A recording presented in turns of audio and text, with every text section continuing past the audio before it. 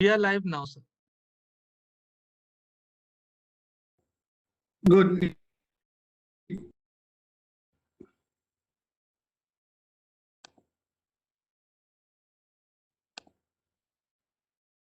Chairman, sir, we can start. We are live. Good.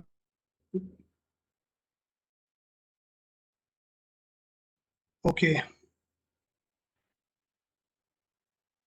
Hi, everyone. Very good morning to all of you, and welcome to another ASSOCHAM virtual roundtable discussion with the topic Emerging Security Trends, Securing Your Applications and Mitigation Frauds, Thursday, 18th March.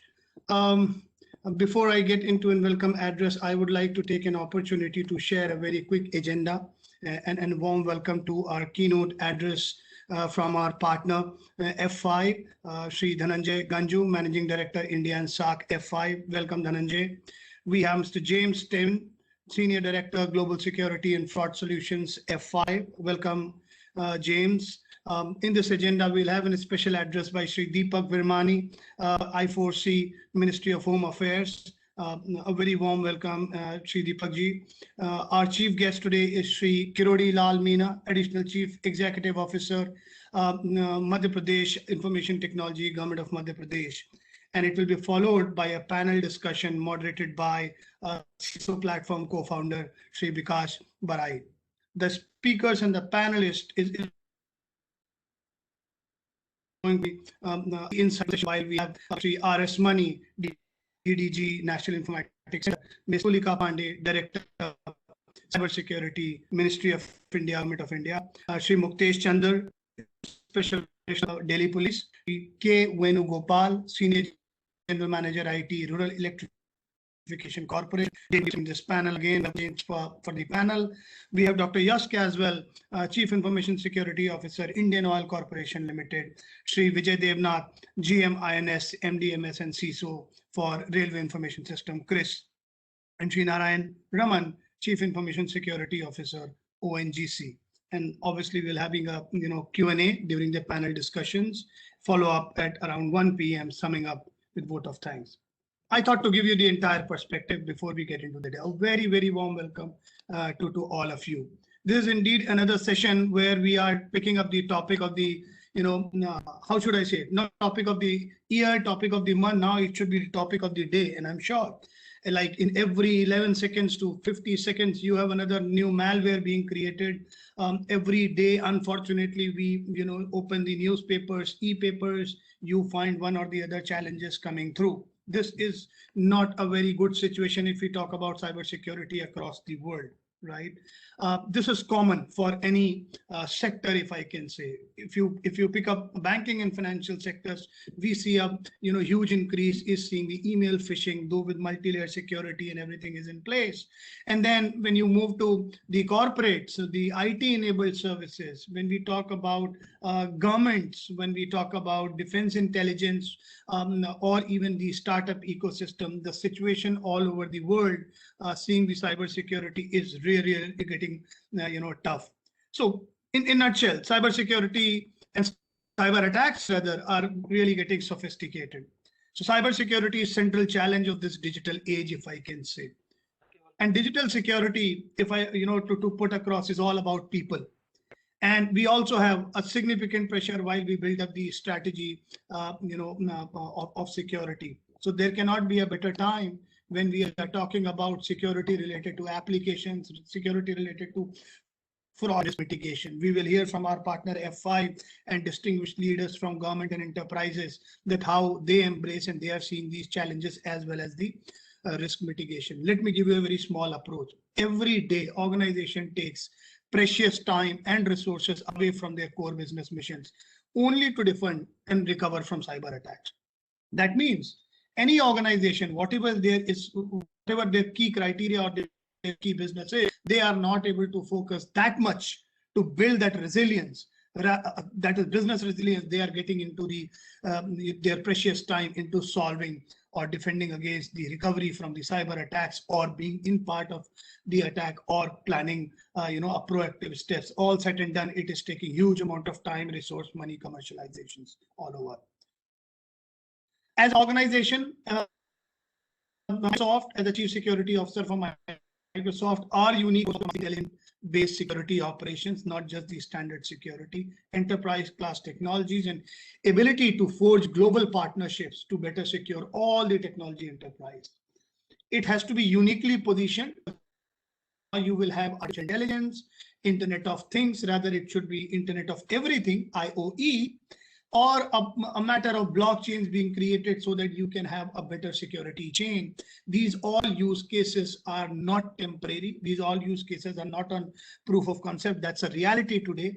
And now the technology which you will hear in the whole sessions and during panel and from our distinguished guests, you will find out that this is all about talking about uniquely approached, integrated approach, built-in security. And the most important fact is trust by design. You cannot have security now as bolt-on. It has to be inbuilt into the product technology life cycle, which is trust by design. Before I conclude, I would also like to highlight one more aspect, which is very, very important. In a three-legged stool, where we talk about people, process, and technology, and we always say people being the weakest link in security chain, cybersecurity needs a diversified and inclusive aspect to think about technology. Even to bridge the gap with the gender gap, to have a uniquely positioned cyber skills, because the gap between the skilled to process the cybersecurity field and arena is fairly low compared to the technologies and the pace at which we are growing. And unfortunately, as I keep saying, these are not the technology meant for us. Cyber criminals are, I'm sure, equally utilizing artificial intelligence. They might be building their best of their use cases to do DDoS attacks. You might see how easily they can connect to remote work from home conditions and connect to the Wi-Fi of consumers, users, corporate, enterprise, banking, financial sector, each and every aspect of it. So diversity and inclusion and the capacity building also is a very, very important topic other than the product and technology. With that opening statements, I'm sure we will have a great insightful sessions. It is my opportunity to talk for one of the distinguished speaker about Dhananjay Ganjoo. Let me introduce. Welcome, Dhananjay. Deepak. Thank you. If you allow me to very quickly, introduce you, Dhananjay is the Managing Director for India and for FI, beginning 25 years of rich experience in sales, executive management, several organization, business domains, and all the verticals. Dhananjay joined F5 in 2018 and was responsible for building the company's GSI business. And prior to F5, Dhananjay held leadership role access leading enterprises and telecom organizations like Nortel, Juniper, and Microsoft as well. He also had an entrepreneurial stint, that's great to hear, Dhananjay, where he founded Envoy Labs, which offered consultancy services to startups and SMB. That will give another aspect while we hear very quickly from Dhananjay. We will have a follow-up from James. I'll take it later on. But as of now, Dhananjay, over to you for your keynote speak. Hey, Deepak, thank you very much for the warm welcome. And I think you've set the context really very, very clearly. Security has to be part of the DNA of the solutions that we offer. So thanks very much for setting that up. And a sincere thanks to ASSOCHAM for partnering with F5 to deliberate on a very important topic, emerging security trends, securing your application and mitigating frauds. I would also like to thank our esteemed panelists, the CISO platform and delegates from the government, which is a very key vertical for F5. And indeed, our pleasure to be amongst them today. I will speak briefly. I will speak for about 5 to 6 minutes and set the context on what is changing in our, the way applications are being deployed. And there is a significant amount of change which is happening. And I'll walk you through about 3 or 4 slides that will establish the context. And then I'll hand over to my co-host, James. There is an app for everything, right? You wake up in the morning, you want to get your COVID vaccine shot done, there is an app for that. You want to order your food, there is an app for that. You want to set up your doctor's appointment, there is an app for that. You want to take an airlines, there is an app for that. You want to go see a movie, there is an app for that. We can't get away from the app world, from 20,000 apps 25 years ago. We have 8.9 million apps and 4.6 billion people over the internet that are accessing these apps. So what happens is, as we drive these innovations and this massive growth in data, we are also exposing the attack surface to the fraudsters that are looking to find a way in and create some fraud, right? It's a very significant change that has happened over the last couple of years. Now, I will build this slide. It's a very interesting slide, which will walk you through maybe over the last decade of the changes that have happened in the business environment. Earlier, say about a decade ago or even more, we used to be very secure behind a firewall inside our own data center where all the apps were hosted, right? These apps and the teams that were accessing those apps were very much under the control of the ops team. Then what happened over the last couple of years, there is significant amount of cloud migration that has happened, and Deepak is very well aware of what is happening coming from the business that he comes from. These apps have gone to the cloud. Some of them have stayed back, and these apps have also undergone a massive change from being monolithic in nature. Monolithic means one long code that is stuck to the underlying hardware, and that has been decoupled now. And then we have now containerized applications that can go sit on any cloud, public or private, it doesn't matter. But then what happens is, when these applications have gone and outside your data center, policy controls are an issue. Security is an issue that you can't, not address. Second thing, to add to the complexity, we have a very powerful compute device in our hands. We have very powerful laptops that we access our applications from, and they no longer come from within your four walls of your data center. They can come from anywhere. And what are the security requirements of the mobile device or the laptops, and what malwares they carry adds another layer of complexity. Then third, there is massive amount of SSL prevalence. Traditional security solutions that have been in place are completely blind to the SSL that is now 80 to 90% of the internet traffic is now SSL. So the challenge that you have in a data center is, should I deploy a single device that will offload all the SSL, or make every security endpoint inside my data center do encryption, decryption, and thereby add a lot of latency and delay? Lastly, the sophistication, the Deepak also mentioned, the sophistication of the threats are phenomenal in nature. The fraudsters are using AI, and the only way to tackle AI is with another AI tool. So security today has become fairly ineffective, and I'm speaking from an application perspective.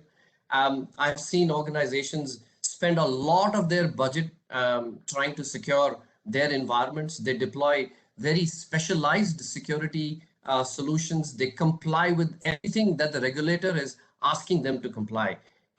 However, we still continue to hear the amount of data breaches that happen. In fact, very interestingly, all the data that is available out there almost points to what is happening around the globe. So F5 did something very different. We actually put 3 honeypot servers, and that's definitely another day, another topic. We put 3 honeypot servers in different locations in India just to understand what kind of fraudsters, what kind of attack surface, what kind of attacks are happening within our own 4 walls of a country, and not be dependent upon data which is happening from outside of India. And we were kind of very surprised. We didn't advertise any of these. However, we saw 126 million attempts at these 3 servers between the period of October, November, December. And I'll be very glad to explain and go and peel the onion on that one in a different session altogether. So here is the change, which is massively disruptive. The change is, your application is no longer sitting behind the safe 4 walls of your data center. Your application has come out of your data center. It is sitting in a cloud. And now the application is your new perimeter, not the 4 walls of a data center. That's a very important aspect of understanding how you want to increase the security of the application and security of your overall design. With that in mind, this is one slide that I want to leave you with, that I want you to do some homework. When you go back, ask your operations team, what's the kind of budget that you're spending today on the network threats? And the statistics speaks for themselves.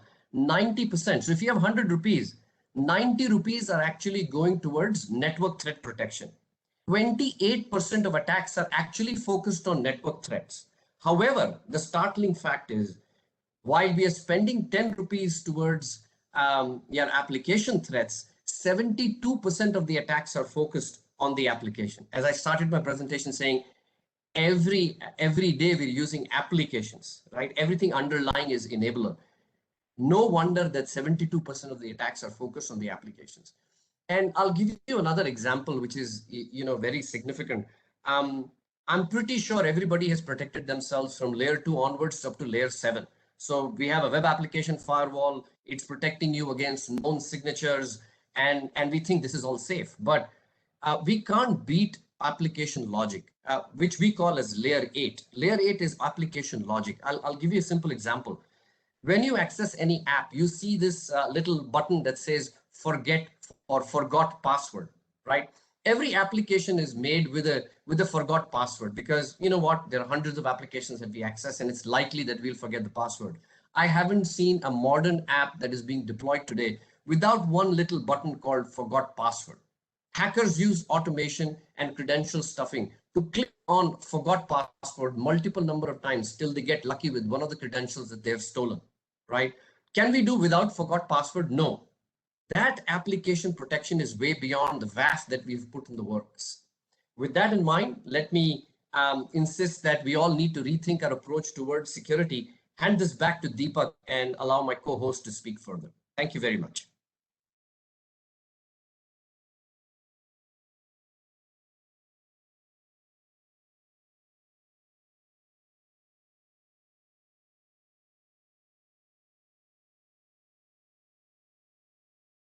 Deepak, you're on mute. We can't hear you.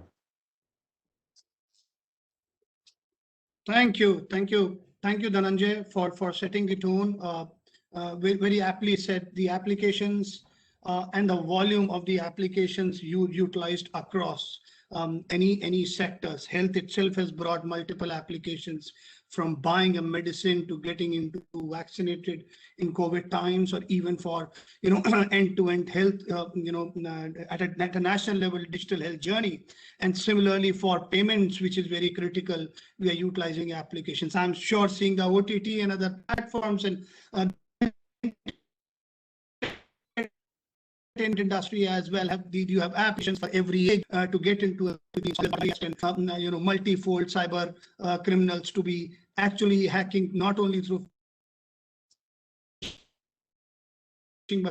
any small weak links or a link while you are doing the connectivity and having a weak passwords, though we should be moving into the journey of passwordless, to be honest. But that's great to hear, Dhananjay, your views. This is a good time to invite another great speaker, Senior Director Global Security Solutions at Shape Security, which is now part of F5, James Tin.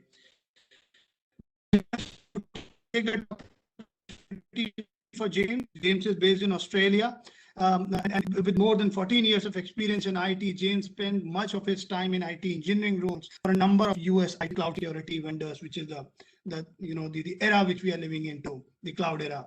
He has specialized in mitigating application fraud, mitigation attacks, web application firewalls. Fortunately, I'm happy to hear zero trust security, data loss prevention, application performance, SSO content management, DDoS, WAN acceleration, incident response recovery, business continuity planning. Prior to that, James worked as an IT manager for global financial service company and as a security consultant for online wagering companies. James holds a computer science degree from University of New South Wales. A very, very warm welcome, James, to you. It will be a pleasure to hear your keynote and some point of views from you. James, over to you. Thank you very much, Deepak. And thank you very much, Dhananjay, for setting out the basis of the discussion today. So today, what I'm going to be talking about for the next 45 minutes is how some of the attacks that we're seeing are bypassing the traditional security controls. And we're going to see how the attackers are leveraging machine learning and artificial intelligence, and how some organizations are deploying security controls which are operating at the application layer, but unfortunately not providing the appropriate level of security. And we're going to talk about the future. What's the future for application security? If we can't prevent the attackers from getting in, what do we do different? And then we'll be talking about multi-factor authentication. It only succeeds when it fails. And then as a special offer, we've got something called Device ID Plus, which is the core component of our machine learning and artificial intelligence. And we're going to be making it available to all ASSOCHAM viewers today. All right. So like what Dhananjay DJ mentioned, today applications have become the fabric of our economies, our governments, and our lives, and how value is exchanged and where it is stored.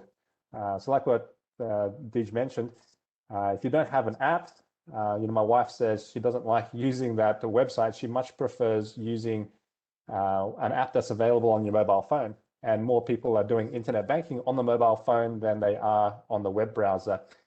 And so we need to be able to protect the APIs for the mobile phone and the smart apps, as well as the application layer attacks on the website. And so attractive it is for the cyber criminals today, it's become the focal point, stealing more than $40 billion in revenue and costing more than $155 billion in losses annually. And not only from a money perspective, we're seeing privacy being compromised. So each account that's taken over, the attackers now have access to the date of birth, the PII, the credit card information that's associated with that account. And if you have any citizens from the EU and other countries which have data loss notification laws, then your organization is now exposed to those laws that protect those European Union citizens and citizens of other countries. So what we've seen over since the start of the COVID pandemic is we've seen before the pandemic, 60% of online traffic was from new customers. But we've seen that grow massively with new customers spending more and more time online. But we've also seen the attacks increase dramatically during this time. So a 30% increase in DDoS attacks and application layer attacks. And we've seen that the largest portion that our SOC has seen has been brute force and credential stuffing attacks, which operate at the application layer. But these attacks actually go through a web application firewall. Because like what Deej mentioned, a WAF is looking for a signature of a malicious payload. However, in a credential stuffing attack, each request is actually a legitimate request. There is no malicious payload. The maliciousness about it is when the first one fails, they send another, then another, then another, and there might be millions of them coming in. And in the largest attack that I've seen, there were 1.3 million source IP addresses in the attack. And now, if you say that I'm only servicing the population within India, I want to block traffic from outside of India, what we've seen is the attacks will morph from overseas locations to IoT devices and mobile phones within your own country. So we're finding that network level controls and IP addresses is part of that are no longer effective, and geolocation is really not that effective in stopping these types of attacks. And we mentioned that the people, processes, and techniques are part of the security organization, but this is something from Swimlane. Swimlane is a security orchestration and automation reporting platform, and they say that only 4% of all valid requests are actually investigated by those in the SOC. So that means if it's a valid attack, only 4% of those are actually investigated. So 96% of attacks are actually bypassing the humans. And so what we really need to do is to use machine learning and artificial intelligence to automatically mitigate a lot of the attacks before it gets to your humans, because your humans only have X amount of capacity to investigate. What we're able to do is remove all that noise in the cloud. And so by the time it gets to your applications, only the really important traffic gets through. And that's where your security team will have a better chance of identifying and investigating any security incidences. Our platform, we hone our machine learning engines to have a high efficacy, but the higher you climb up the mountain, the higher the probability that you might have a chance of falling off. And that point where you fall off is when you hit a false positive. That's where you block a legitimate transaction. So we're always trying to climb up the mountain as high as we can without introducing false positives. So as an example, here's a customer, here's the traffic for one of our customers, which is a top one Fortune 100 customer. This is the traffic for 1 week. Now, if you look at that, without more context, you think that, well, that's pretty good, it's all green. But if we understand that this is the visibility that the network firewall and maybe even a web application firewall provides, it's not actually accurate enough. We need to go further in, like what Vijay said, into the application layer at layer 8, which is a quasi layer 8. It's above the OSI model stack's highest layer of layer 7. So when we delve further into it, we realize that you'll see this diurnal pattern. A diurnal means that every day you'll see traffic going up and down. So around midnight and overnight, you'll see a decline in traffic. And then at 8 a.m. in the morning, you'll see traffic spike up again. And you can see that this one here and this one here are actually lower than the other two. This one's actually a Saturday, Sunday, and the Monday here, and the furthest one on the right is the Tuesday. So you can see that there's 7 days worth of traffic once you can remove all the automation traffic out of it. So we can see that on some websites, even up to 99% of the traffic to a website can be automated traffic. Now that a percentage of that could be good traffic, it could be search engines, but we're finding is around 75% of that automated traffic is actually traffic that shouldn't be coming in. It's either causing increased load on your infrastructure, causing you additional costs, or it's crowding out resources for legitimate users who are trying to make a transaction. So what we found is that this orange traffic was the attack traffic. And in this case, it was over 90% of the traffic was attack traffic. And so here is a case study of a credential stuffing on a financial services customer. And the same thing occurs on our government customers. Often you won't know this is occurring. And at a data breach, if it's a fresh leak of data, the attackers don't want to let the organization know that they're under credential stuffing. So they might send one request every 5 minutes to keep it under the radar and keep it mixed in with the legitimate traffic. And it's only after a period of time, maybe a few months, do those accounts get widely distributed, and then other attackers are able to pick up on those lists and just replay these credentials across every single website that has a username and password. And in this particular organization, they were offline for roughly 3 weeks. The credential stuffing hit their mobile banking, and they tried to deploy a one-time password PIN, and it had an impact of locking out legitimate accounts, and it caused outages on the banking platform.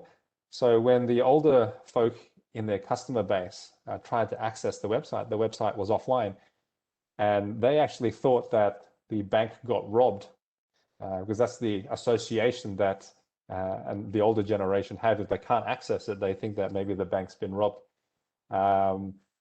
So they had lots of calls coming in on their help desk, as well as online, as well as in social media. And so they deployed reCAPTCHA on their mobile banking application. They deployed IP reputation and geo-blocking on their net scalers. They tried rate limiting on the McAfee IPS and moved the perimeter in line with the firewalls in a particular scrubbing center, data center. They deployed ISP DDoS mitigation, and they had to roll back that due to connectivity issues with one of their partners. They looked at the WAF and they looked at multiple different vendors, and then they spoke to other organizations in a similar industry. And ultimately, after 3 weeks, they heard about F5 Shape Security. And on the Tuesday, they reached out to us. On the Thursday, we had a meeting with them. On the Friday, they were getting protected by our platform. So we can provide very, very quick response. But ultimately, we don't want to be the ambulance chaser. We want to be the ambulance. We want to help our customers get protected against these types of automated attacks and ensure that they don't go offline. And if they do go offline, then we'll get them back up and running as soon as possible if they weren't on our platform beforehand. So here is an example of how easy it is for a cyber criminal to use AI tools to bypass traditional security controls. So on the left-hand side there's a software service called Death by Capture. So you can buy 1,000 capture solves for $1.39. And if you buy more of them, then they actually go cheaper. And even a Google case study says that the human solve rate for capture is actually about 1/3 of all captures deployed. So the machine learning optical character recognition solve rate for Death by Capture and other services is 99.8. So what that means is when an organization is using reCAPTCHA, the attackers have no problems bypassing and getting through those controls.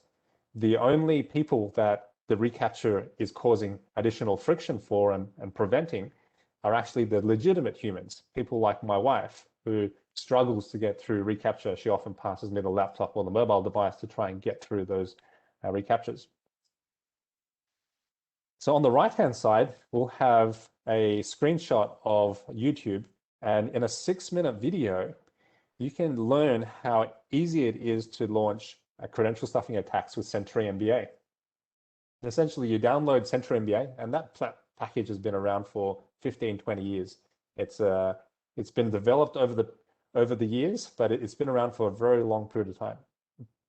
You can download a username and password list, and you can get these from multiple sources on the clean internet as well as on the darknet. And then you download a proxy list, and then you hit play. And this will launch attacks via these proxies to your targeted destination. So anyone with a username and password is susceptible to these types of attacks. And because it's so simple to do, some of these kids are quite young learning this type of stuff. They might be really smart kids, but they might be, socially awkward, or they may not have the same types of opportunities that they have in, more well-developed countries. So they often spend a bit of time on the internet, and then once they get a taste of this, the success rate's roughly 2 to 30% success rate, and each account that they find, they might be able to sell it for $4 to $5 on the darknet. And so they can easily generate some revenue. And so there's another statistic that says the average mediocre attacker can earn up to $30,000 US per month. So that is a lot of money. And so that's why it's quite attractive for the attackers to go down this path. They start easy, and they can easily get into more rewarding activities beyond this. And these basic attacks actually bypass most of the security controls that are protecting governments and financial institutions currently. So in terms of mitigating these attacks, some of these attackers can be quite determined. And if you are up against a very determined attacker, it's very expensive to defend your organization, because they consume up a lot of resources inside your organization. So when we started mitigating, we found that around 72% of the attackers just gave up. 20% persisted, and 1.5% of them actually ramped up. And that could have been due to some of the successes that they had, or they misconfigured a tool and they're just launching heaps of these attacks. And we found that the more determined attackers retooled or morphed around the security controls. And so that's where we need to leverage humans to review what our ML and AI has automatically stopped and apply tier 1 and possibly tier 2 mitigating controls to prevent the attacks from evading our security controls. So 93.5% were unable to get past Shape's security stage 1 countermeasures, but 6.5% were able to get through, and that's where they need stage 2 countermeasures. So over a period of time in this particular organization, we saw that towards the end of May, we started applying mitigation on attacker fingerprints. When they retooled, we needed to deploy stage 2, and we started mitigating on the new fingerprint. And then after a period of time, the attacker just gave up. Now, we made it so expensive for the attacker to continually hit this target that it was easier for the attacker to just look at the next competitor in that similar vertical. So essentially, we try and break the model that the attackers have for stealing value from your organization. That value could be credentials, it could be money, it could be frequent flyer points or loyalty points. Any type of value that your organization may have, the attackers will want to try and steal it. Even account top-ups for your mobile phone recharges, we see that quite active activity. And in this particular organization, 18 months later, when we came back to look at the statistics, we saw that there were zero account takeovers. And now roughly 1% of the traffic is automated, not the 92 that we saw. And the customer expanded this protection to the mobile. So for mobile, that was talking API, so we needed to deploy an SDK that sits inside the smartphone application, and then that rolls out to Android and iOS and all the other mobile applications that you may have. So this particular quote was from a top Australian bank director of cybersecurity. A group of employees are spending 100% of the time tuning our current vendor's solution, trying to keep up with the attacks. We need someone to fight the attackers for us. And this is a really common scenario for someone that's under attack of credential stuffing. In one particular bank here, the attack went on for 6 weeks, and they struggled to defend against it. It went past through 2 layers of web application firewalls. One was a cloud-based managed web application firewall, and the other one was an on-prem web application firewall. And it hit the API gateway. The API gateway sends it onto the authentication server. But that API gateway was the same API gateway that was used for internet banking as well as mobile banking. And that API gateway fell over, and essentially the whole banking platform was offline. And so what do we need to do to stop these attacks? The control measures using rules that we have today doesn't work. So we need to look at what does work, and the future actually has no strict set defined rules, because the attackers don't play by these rules. They will always work out a way to get around them. And so we need durable descriptions of how fraud flows across the seams. And so what we do in machine learning and artificial intelligence, and by polling the client for all this telemetry transparently, is we're essentially asking 3 questions. Are you a human? Are you good or bad? And are you who you say you are? Now, when your browser or your mobile device provides the telemetry, we are able to answer these three questions, and we can automatically stop all of these attacks, as well as stop fraudulent transactions. So we're now getting into the anti-fraud space, and we've been able to pick up the difference between a real human versus a human that's in a click farm. And I'll explain to you how we're able to do that. So what we look at is human biometrics. So we can look at copy-paste operations, mouse movements, the velocity of how quickly they do things, the timing between the key presses and the types of keys used, the user behavior profile, and the journey, where the actual points on the web application the user browses to. We've noticed a difference between the legitimate human versus a fraudster. And we've been able to identify using ML and AI that the fraudsters are 250 times more likely to use Control-V than a legitimate user.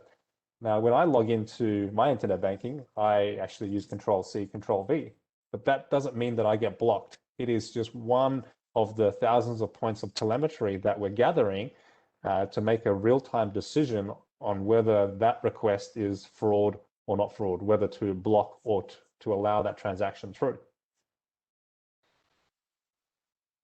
And if we're using pasting into the creditor name, we see that the fraudsters are 20 times more likely than a legitimate human.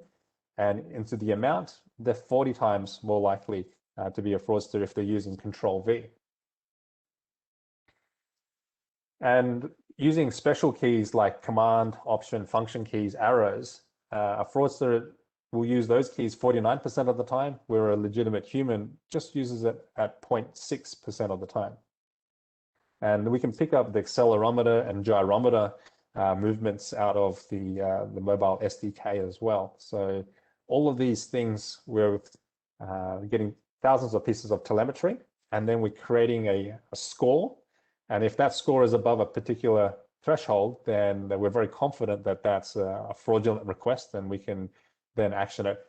If we're not sure, what we can do is we can flag a parameter, and then when that goes onto your backend application, you may then use that parameter to say, we'll only do multi-factor authentication on the ones that the Shape Security has flagged as potentially good, potentially bad. And so that means we can create a fast path for legitimate users who have passed all this that we confirm that is not fraud. And so that means you don't have to slug the users with multi-factor authentication and create a poor user experience, and only challenge the ones that we are not really sure on. So that creates a higher security level for you, but at the same time creates a higher user experience for your customers. Now, how can we tell the difference between a human and who's a normal human, is a legitimate user, versus a human in a click farm or an attacker? So on the left-hand side here is we ran some telemetry over 6,500 requests over one of our customers, and 6,500 fraudulent transactions on the right-hand side. And you'll actually be able to see the difference. A human, when they're reading a page or they're looking at internet banking or they're submitting a government tax return or something, humans will move the mouse in random ways. They'll click in random locations, not necessarily on the buttons. They might be following the cursor when they're reading. And so when there's a submit button here, human will typically sometimes overshoot, and they might move the cursor too far and then move it back before they click the submit button. Whereas what we've seen the attacker is they're much more direct. They will be typically hitting exactly in the correct field, because the legitimate human might do it once a year or once a week, whereas the attacker is doing it 10, 20 times a day. So they become really, really good at navigating around an application. And they might have a notepad screen that's sitting next to or on top of the web page. And so they minimize the web application, and they're copying and pasting in the right locations, and then hitting on they're much more direct with their mouse movements.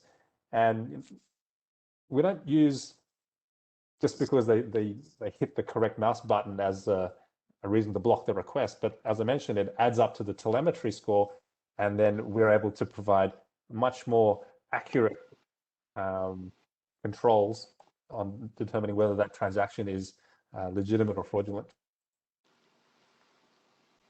And in terms of the user journey, what we found is for internet banking is, if I went to the internet banking as a legitimate person, I'd probably look at my recent transactions and then maybe make a bill payment. Whereas an attacker, they'll go directly to adding a payee and then copying, pasting payee name and the account number. And so we're able to identify fraudulent users based upon the flow of the journey. So in this particular financial services customer, we detected 81% of fraud in real time. And that was over 50% more fraud than their traditional fraud platform that they've had for a long period of time. And so between December 2019 and February 2020, that organization had $4.5 million worth of loss. And we were able to save them $3.6 million worth of loss. So if you annualize that over a year, we're able to save them $21.5 million. So if your fraud is that high, then the ROI for implementing a solution like F5 Shape Security can be a matter of weeks. Very, very quick ROI. And at the same time, your users get a better user experience. So it's a win-win-win for your customer, for your security team, for your business, for everyone. And the way that we do that is this is the data flow. So what we essentially do is we insert JavaScript on the web page. So it runs inside the browser, transparent to the user, and it runs inside the mobile phone application. It posts telemetry of the session to F5's artificial intelligence supervised machine learning engine. And then we do real-time processing and calculation. And if it's not fraud, we allow that to pass through to the internet banking app. If it is fraud, then we can stop it. And we stop it in the cloud, so it doesn't necessarily have to get into your back-end apps. So it doesn't cause the load on your infrastructure. What we also do is we don't see all the transactions. There might be transactions from your ATMs or from other partners that might go via a private link or an alternative method. And you might have a fraud engine that's currently operating. What we do is we get our customers to import what we call a fraud file, which is the confirmed fraud from their different third-party payment gateways or credit providers. And we import that into our machine learning engines. And it hones and focuses the ML on the legitimate fraud. So that actually drives up efficacy over time. So out of the box, we might get 81% efficacy, but over time, it actually climbs higher and higher. And it also reduces the false positives because we're using this real fraud file to actually train the algorithms. Now, we're now going on to section 3, multi-factor authentication. Only succeeds when it fails. Now, I've sort of discussed reCAPTCHA. That is one form of multi-factor authentication. One-time password via SMS, that is another form. You could have tokens. So essentially, MFA is something that you know and something that you have. Now, this is a contrarian metric that our founder, Sumit Agarwal, likes to point out. And he was actually an ex-Googler. So he worked at Google protecting Google's online applications from these types of attacks, and he created the ML and AI algorithms there, and then he created his own company and started Shape Security, then sold it to F5 about 12 months ago for $1 billion. And how well is your MFA strategy working today? Some of the metrics that security teams often look at are the number of MFAs fired versus the ones that were completely fulfilled, which is the pass rate, and then the ones which were not fulfilled, which were the ones that were blocked. And so, as a contrarian metric, we'd like to have the number of MFAs successfully completed as low as possible, rather than as high as possible, which is what most security teams are currently looking at. So if you see MFA completion rate above 90%, you might think that that's great. But in actual fact, you're challenged your legitimate users with additional friction, whereas maybe it would have been better for them to not have additional friction for a legitimate user and only challenge the attackers with additional friction. And here is a statistic that we got from one of our financial services customers. It was on one day, they had 315,000 MFAs on a day in May last year. They found that around 6,500 of those requests were abandoned. Maybe they didn't have the token, maybe they didn't have the phone, and there was not an attempt to put in the token at all. The other 6,500 failed. That's where they typed in the 6 characters, but they were incorrect. And they had 302,000 successfully complete the MFA challenge. So from a cost perspective, having 315,000 challenges actually does become not a zero-sum amount. It's a decent amount of revenue that they have to pay to a third party every day. But what we've identified is the fraudsters are likely in the top 2 categories, the red and the yellow. So over 95% of MFA challenges were actually going to the legitimate user. And so they had a success rate of 95%.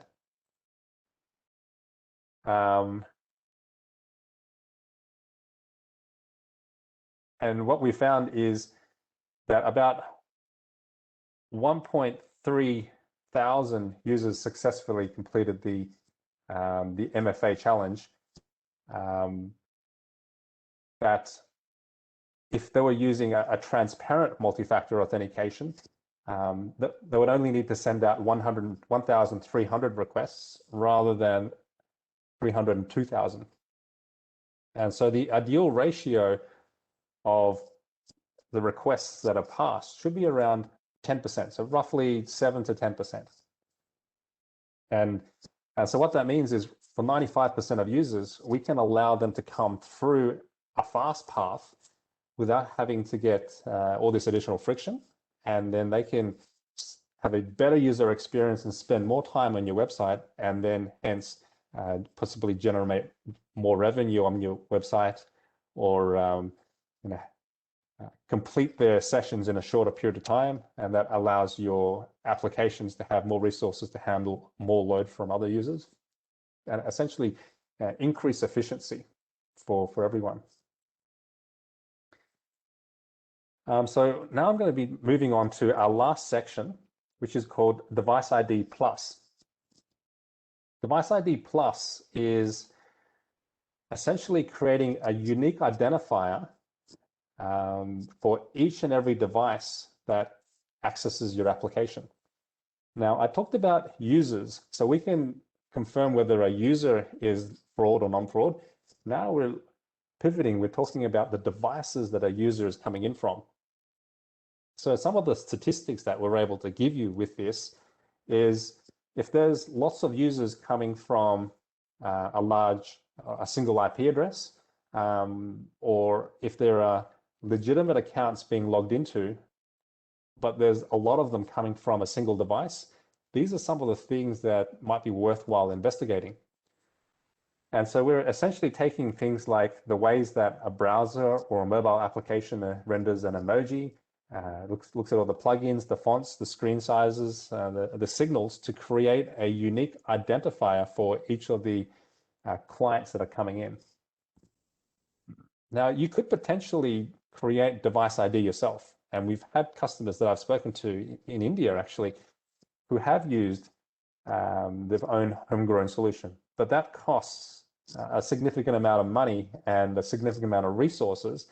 You'll need at least 2 full-time employees to manage that going forward.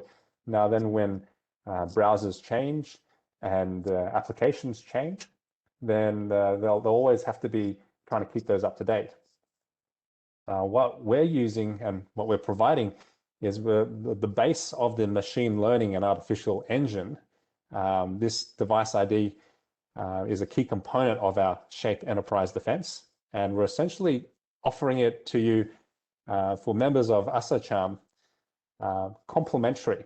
So we're not charging for this capability, and you can deploy this on your website today, and it's just a small snippet of JavaScript, and then you'll be able to get rich visibility into the users that are accessing your website today. And this is essentially how it works. We put the JavaScript in, the JavaScript sends an API response, and then the response is sent back to the origin server via a cookie or header in real time.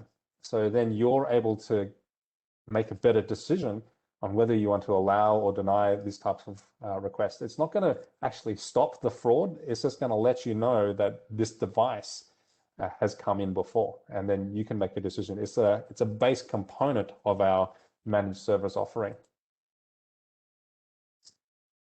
All right, so here's a view of the reports. So if you see that a user has a device has had more than 5 users logged into your website, then that might be something that you might want to flag. And then you could look at all the usernames that were associated with those logins from that device. And then you could reach out to those account owners, or you can lock their accounts, or you can look at for any fraud that's happened on their accounts. And so it's a leading indicator for nefarious activity in your environment. So that comes to the end of the capability.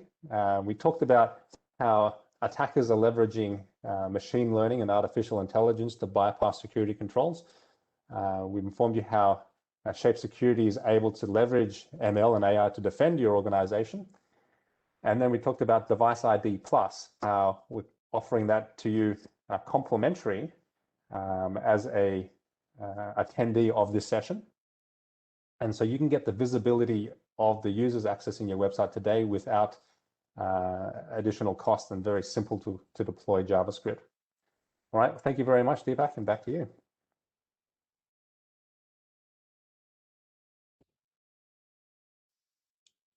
Wow, James, this great learning. It's more like when you start with the applications, the smart devices which are getting connected, even seeing the connectivity all together. It's really not easy, to look into end to end. It's something we call it as a kill chain, right? So thank you, James. This is indeed a deep dive. Now we move to the next section. But before I go to invite Shri Deepak Virmani ji, I am also seeing Shri Hansran ji. Welcome, sir. The Chief Secretary for Government of Tamil Nadu. We welcome you.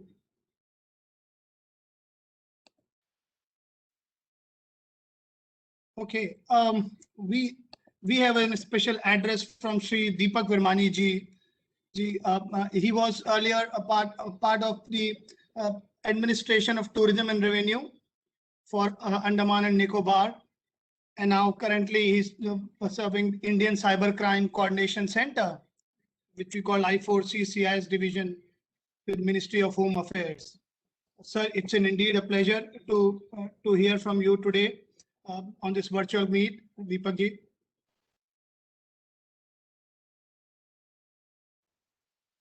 Sir, I think you're on mute. Okay, yeah, I'm in mute. I'll just see. No, we can hear now. We can hear you. Now we can hear you now. You can speak. Okay, thank you very much. First of all, good afternoon to all of you, especially respected seniors and ma'ams who are present from the administration and the panelists and the dignitaries and delegates at the meeting. I am representing Indian Cybercrime Coordination Center, which is primarily a scheme being implemented by the Government of India, Ministry of Home Affairs. So I'll be speaking about my organization, and this is a wonderful workshop being organized by ASSOCHAM, and I'll just speak about my organization first, and then I'll come to the main point. As we all know that we all are struggling with the prevention of cyber crimes, and cybercrime primarily is a borderless crime, and in the vastness of space, it becomes difficult for all of us to come to a point where we are able to control and prevent cybercrime to the extent possible. But that's a fight which we have to continue, and we hope that if we work together in a coordinated and collaborative manner, we may be able to control the crimes in the future. So I'll just have few slides and then I'll come to the main issue. Thank you.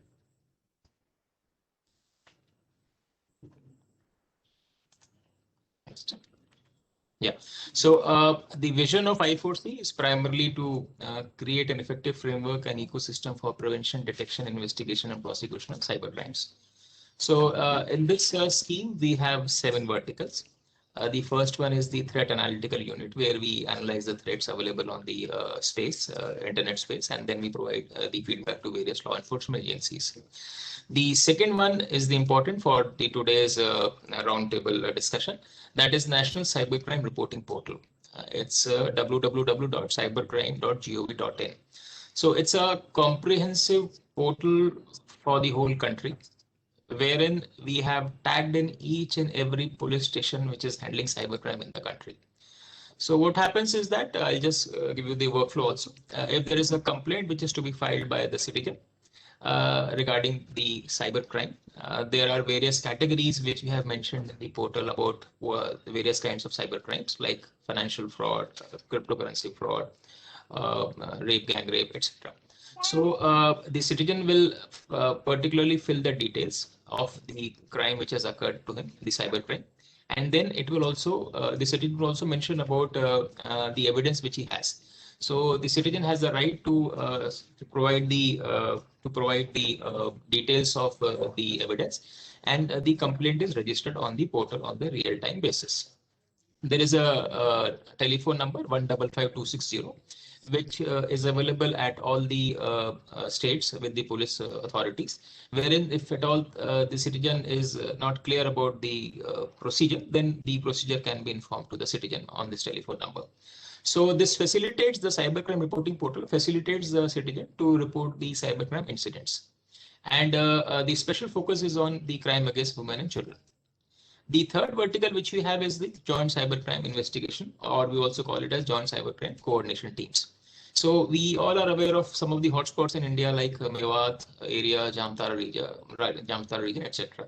So we are trying to collaborate with various state governments, because police and public order is a state subject. So we are requesting the state governments that if they can mutually collaborate with each other for the sharing of information and other details of the cybercrime or the fraudster or the cyber cases or the modus operandi, etc. So we have constituted the joint teams for the Jamtara region and for the Mewat region, and for other regions also we are in a process of constitution of such teams of respective states and union territories. We also have a laboratory by the name of National Forensic Laboratory in Delhi, wherein we go in for lots of investigation in relation to the police authorities. We have another vertical by the name of Cybercrime Ecosystem Management, where we are in touch with ASSOCHAM, FICCI, CIA, academia, schools, colleges, etc. We also have a training center for police authorities. Around 3,000 odd police officers have been trained last year, a bit less because of the COVID. And now we are trying to enhance the, since we have the capacity, we are trying to enhance the training part.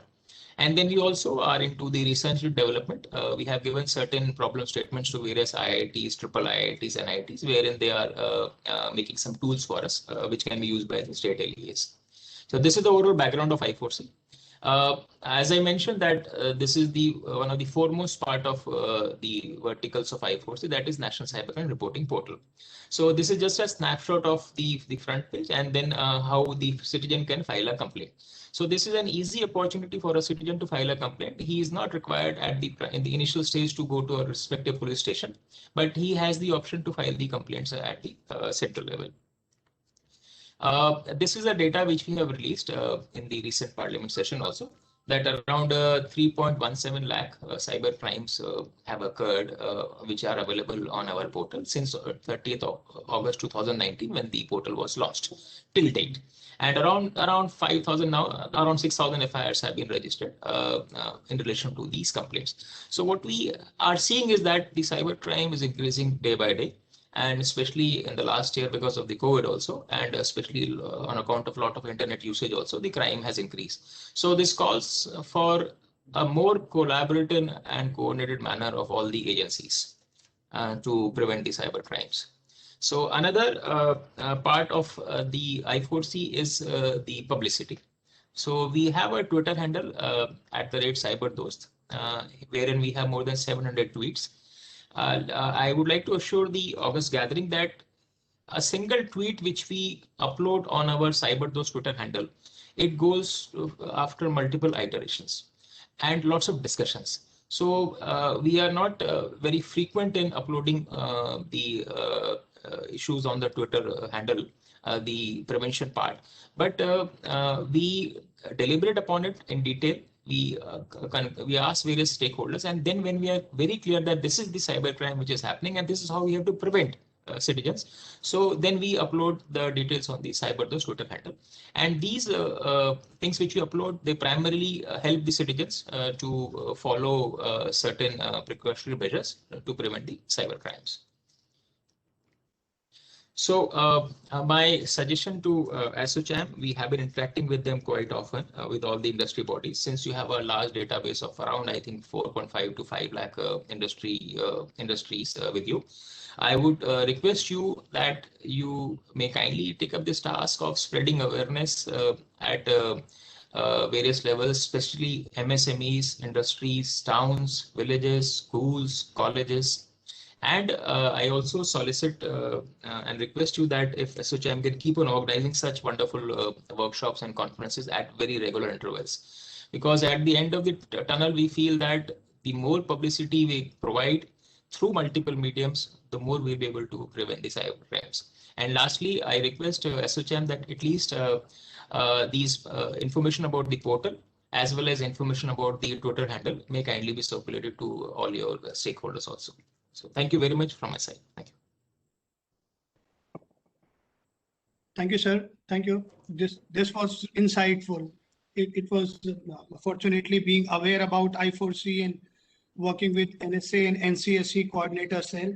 Yeah. I personally feel that as a council, the third leg which you talked about of awareness is very much required. And on this forum, I would also like, along with my partner F5, that we need to have a public-private partnership. One reason which you started with borderless communication, it is very important and imperative and crucial. There has to be an exchange of threat intelligence, like how the intelligence can be utilized worldwide. And similarly can be when we are working with the local defense, intelligence, policing. Unfortunately, with below 18 years, when we see the kids getting in the cyber criminals, activities to earn and their livelihood, and the suggestion which you made for Jamtara and others, where you can change. Not everybody is cyber criminal, so that's how we need to build into. But thank you, Deepak sir, for building that. Thank you very much. Thank you. It's a pleasure to hear from Shri Deepak Virmani from I4C MHA. we are going to move, though we are 10 minutes delay from our schedule. Let me, take an honor to, invite our chief guest, Shri Kirodi Lal Meena, Additional Chief Executive Officer, Ministry of IT, MAPIT, Government of Madhya Pradesh.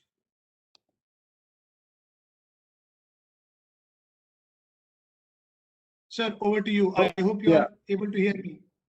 Yes, perfectly fine. Thank you, Deepak, for giving this opportunity to me.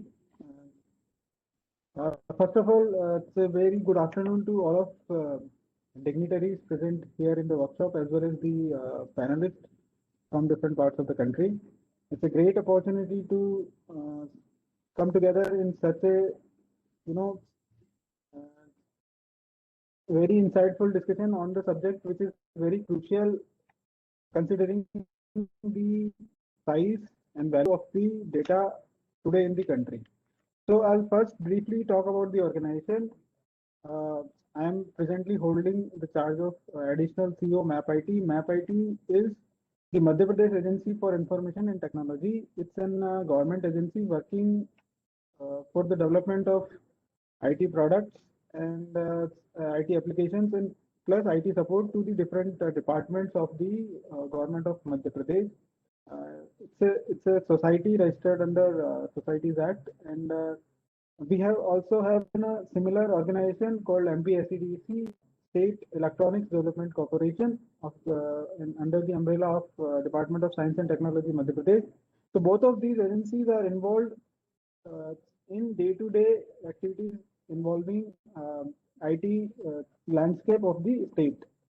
ICDC is more oriented towards the providing infrastructure in terms of data center and wide area network for the state, and MAPIT is involved in taking care of application side of the different department of the state. So before we talk about the crucial elements of the data security in today's world, I'll like to highlight few of the facts why the security aspect is such an important holds such an important primacy in today's landscape of information technology, because as government agencies we are not only creating data on behalf of the government, we are also holding the data of the public users. For example, I'd like to highlight a case from state itself. There are about 1 million court cases being registered on the online court management system.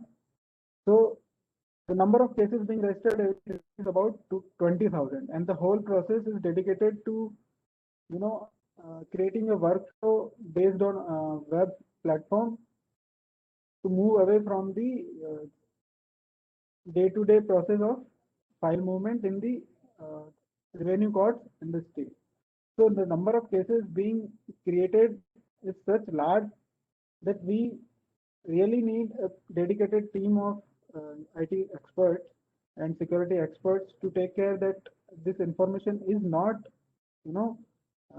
interfered with, not tampered with.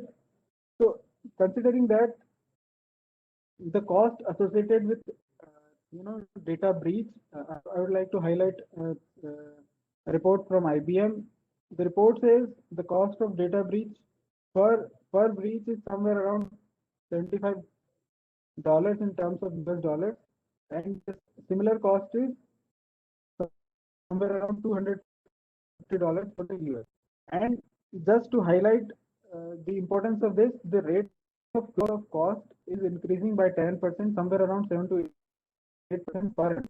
So every past day we will be facing, the higher cost for every instance of data breach. In this scenarios, it is really important for us to put in place the systems required for mitigation of any data theft or attack, a cyber attack on our critical infrastructure, as well as we need to put in place the policies and the legal framework which can take care of such incidences later on. So talking about our personal experience here, the state wide area network, we have somewhere around 8,000 government offices connected through wide area network in the state. So each of these locations is day on day basis sending information to the data center. Any theft or any issue with related to data security in between will cause a great deal of harm to the critical infrastructure. Hence, we have shifted from the traditional wide area network basis system to the system which have the security inbuilt in it, the software defined wide area network, which comes with the promise of end-to-end point security, thus enabling us to keep our data secure. Similarly, for the data center in the state, we are trying to put in place the desired framework which is outlined by the different agencies of the country. For example, NCIAPC and other agencies. They also have issued some guidelines in regarding putting in place the necessary infrastructure for safety of data. So we are working towards that, and every day we are trying to understand the the standards in the industry, standards across the globe, not just in India, so that we are at par with the in terms of security, we are at par with organizations in the world. Just to highlight this, the malicious attacks which were not visible in the existing infrastructure, we are now able to see them through the better better devices and better reporting mechanism we have put in place. So this is just to highlight the case of the need for the management in the government agencies to be able to understand the criticality of data and to be able to plan accordingly for any mitigation that is required in terms of data security. And furthermore, it's not just the personal data that is coming in the government system these days. Many, since we are in a development agency for the government, we are also providing services through the outsourcing agencies. So as a government department, we should be able to understand the threats which we create by completely outsourcing our work. So there is a need to find a balance where we can say that this part of work can be outsourced, this part of work cannot be outsourced, and even if it's outsourced, we should be able to put in place the checks that what is the system that has been put in place does not contain anything which can cause a tremendous harm to government infrastructure or government data.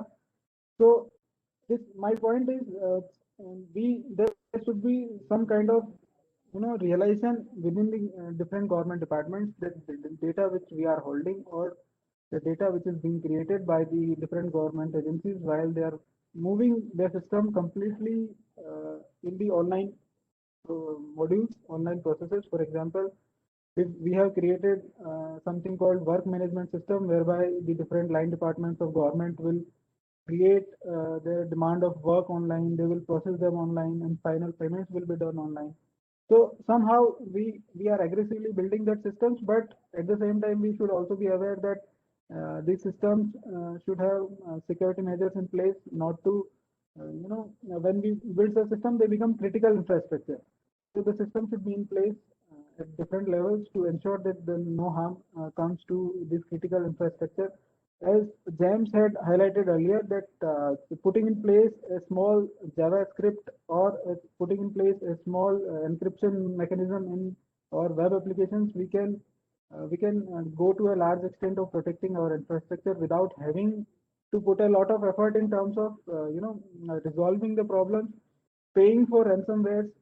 We all of us have heard the cases that ransomwares earlier in last year also there were cases of the government systems, apart from the private domain, the government systems being put at the risk by the agencies asking ransomware in terms of unlocking the existing data, because the government data is, in terms of cost, it carries a lot of high risk when compared to data, for example, generated by the social media or other agencies. There is a cost associated with that also, but in terms of the deep impact that this security breach can cause, it's much higher in case of government agencies. So I'd like to end my note here saying that it's high time that we continue getting together for such kind of workshops to make all of us realize the cost which is increasing, and all of us understand the the standards which are being put in place by different organizations across the globe. Thank you for the opportunity. I'd like to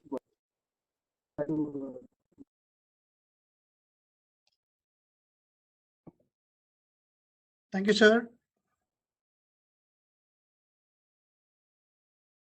I hope I'm audible. Yes, sir, very much. Yes. Perfect. Perfect. Thank you. Thank you. Thank you for this opportunity to share some of the very great perspective. I'm happy and glad to hear the honesty of what Shri Kirodi mentioned about the aspects of why it is important only about security, and thanks for sharing with the transparency of how the projects are being progressing, so we know the importance of where to get in the value chain. Appreciate your effort to join us together. While we have finished the keynote from our F5 leaders, and we have finished some of the distinguished government leaders who have spoken about security, Deepak ji talked about I4C, the progress, and especially I would like to even talk for a second that I heard earlier, and this can be validated, that the registration based on the number of crimes which are happening, whether physical assaults or on women's safety, or for child abuse, or even the cyber crimes, through policing, is lesser registered compared to the total number of crimes. This is also a concern when we talked about data, in fact, that how actually it is happening. So when we are logging this, and if there is a fraud, while there are PDP law and government laws are coming up more stringent for corporates, government data to be looked into, but as a consumer as well as a citizen as well, it is very, very important. Like when we have a problem, we file an FIR. I wish with cybercrime we register. We see the value, which was few lakhs in few years, is relatively low, if you ask me, compared to the total number of threats, total number of attacks happening, and total number of registration we are doing to create that what is the real scenario.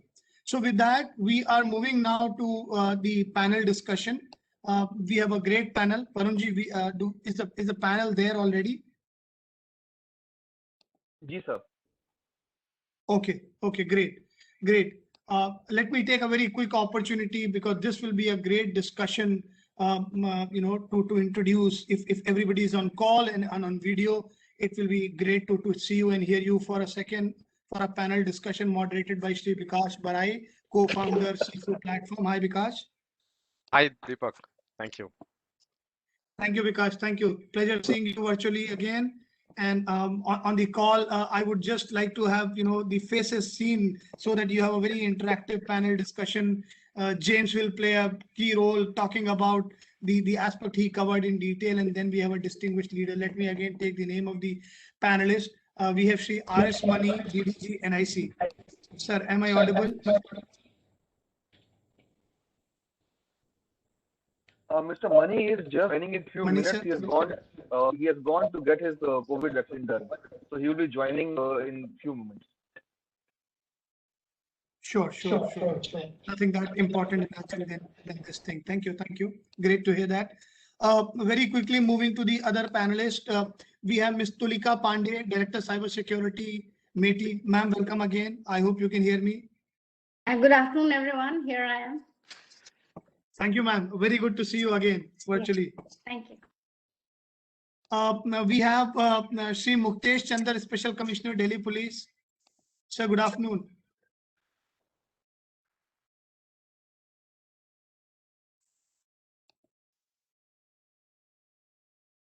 He will be joining shortly. Okay. Okay, no problem. We have Shri K. Venugopal, Senior General Manager, IT, Rural Electrification Corporation. Sir, can you hear me? Okay, let me take the names, because everybody will be on audio video to avoid delay. James Tin is already there, listening sincerely since morning, has shared a very, very key critical aspect of multiple security threat, fraud, and device ID. Thank you, James, for joining on this panel. We have Dr. Yask, CISO from Indian Oil Corporation Limited. Dr. Yask, I hope you can hear me. Yes, I can, Deepak, and good afternoon to everyone. Pleasure seeing you after the offices and now virtually. Good to hear from again in the panel today. We have Shri Vijay, Devnath, GM, INS, MDMS, for Shri Vijay ji. And we also have Shri Narayan Raman, CISO, ONGC. I hope I'm audible to you, sir. Yes, you are. Good to see you, sir. Good afternoon, and a very warm welcome to all the distinguished panelists. And Bikash, you will be moderating the session with, with such a critical topic. Since morning, just to wrap up a few points before I hand over to the distinguished panel. When we talk about the threat landscape, needless to say that India being the top 3 countries of in the security landscape, we can take different trends from 2019 from one of the Microsoft Security Endpoint report and even otherwise report. The malware trends has been increasing 1.8 to 2 times.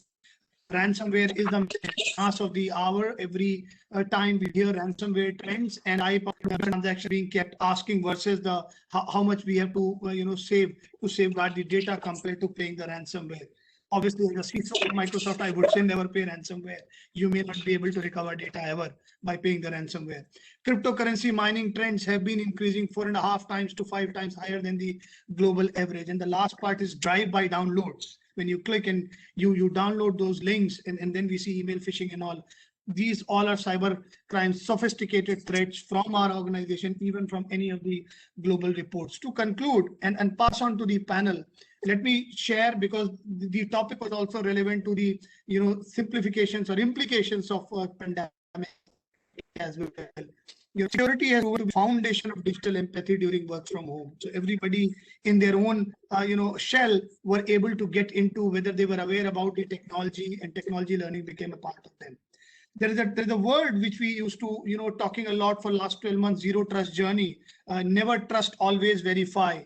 So that's another thing which is very important. Every organization in their journey, it has become one of the framework, and I'm sure many SaaS and other frameworks are coming into. The third part in the post-pandemic is better threat intelligence through diverse data sets, because so much of data has been created on premises, hybrid, on the cloud. I've spoken to Dr. Yask earlier in his office where we were talking about how critical the data is, Deepak, where it is, how we are compiling it, and how the security plays a role, though we want it to be in the digital transformation journey. And then we need to mitigate and have a threat things. I keep on saying this again, I'm repeating, we all are in the era of assumed breach stage. It is something like a theft happened in the neighbor door and we are the next one. Unfortunately, that's the condition we are seeing in the cyber world, that the diverse data set, the security landscape, and the threat intelligence needs to be always on the tips, and it has to be core function of business. It is not the core function of IT at all. Wherever we sit as a CISO, CIO, even the CFO, or the government leaders, wherever we sit in the organization, now every entity, every industry body, every organization, banking is taking cyber resilience fundamental. The last part, with so much of information I learned from the morning, I can fairly say the organizations who are moving into integrated security, so that you can have security, compliance, your virtual identity, and there is a single glass pane to manage that together, is going to be the need of the hour. You cannot manage 30 or 40 odd products and get the experts of security, because that's not the core job of any of the organizations who are health records. And we are seeing that the growth of Indian market is expected to be few billions, in 2022 and beyond, CAGR of 16%, for compared to global rates. So digital growth, increased cyber attacks, stringent regulatory framework, which are seen in India, and that's the growth part. With that, I would like to pass on to the panel and to Bikash to moderate the session for key learning. Over to you, Bikash. Thank you so much. Thank you so much. So welcome everybody. I know this is a very interesting topic and very interesting set of speakers. So I'm quite excited. So let's start with one question which will go with everybody, and then we will get to the next few questions where we'll keep it more fluid, where any of you can jump in and express your thoughts. But for the first question, we'd love to hear from all of you. And before we start, quickly to set a context. So if we look at the way the cybersecurity landscape has evolved in last 2 decades, it had been a very interesting journey. If I look back like 2 decades back, I remember when I was in IIT. During those days, somehow I got involved into the cybersecurity field, and I remember the kind of folks who were into hacking. And my friends and other community members who were into hacking, those were the kind of brightest brains, researchers, discussing things in IRC. They are doing the hacking kind of stuff. And today, and during those days, I remember the hackers used to be more nationalistic, more research oriented, more curious kind of folks. But fast forward 2 decades later, today, hacking is very different. The kind of actors who are involved today are fraudsters who are there. Researchers are also there, but fraudsters are there. We have criminals who are employing hackers. We have nation state actors who are into cyber warfare. So all of a sudden, that small group of people, I remember some 20 years back when we first got into kind of interested into cybersecurity, versus today, that group is completely different. So the actors have completely changed who are involved in this. The motivation has completely changed. The landscape, the type of attack vectors have completely changed. So what I would love to kind of hear from all of you, and we can go one after another, on what are your thoughts from your eyes. How do you see the landscape has evolved? So let's spend 1 to 2 minutes quickly, and we'll go one after another discussing on your thoughts on today's threat landscape, anything that you want to highlight. So 1 or 2 minutes from each of you. Let's see if Mr. Money is back. Mr. Money, can we start with you? Bikash ji, Okay. can we start with Tulika ji? Okay. So madam, over to you. Thank you for seeking my opinion first. I really would like to take this opportunity to appreciate the initiative of ASSOCHAM and the team. This is a very important discussion, and rightly so. We need all the partners on board today working together. It cannot be one particular stakeholder taking a lead, be the government or the private sector. So we really need to work together, and we all know that the weakest link today is any one of us. And listening to James, it was wonderful the way he put the importance of the application being that 8th layer. So what we are seeing in the country today, if you ask me, we are seeing a lot of attacks on, and the attack surface, threat surface that India today is available to the market of crime as a service is our health, utility, transport, education, energy, telecom, finance. I mean, name it and it's all there, because very recently, on the 10th of March, we had a APT attack on all these sectors at the same time. What does it imply? It implies that the crime as a service is really paying off very well. And this is today the most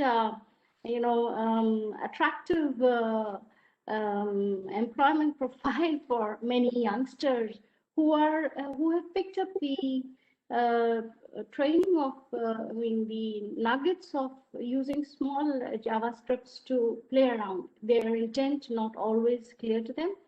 And so we see that today the crime sector, cybercrime in itself has taken a lead.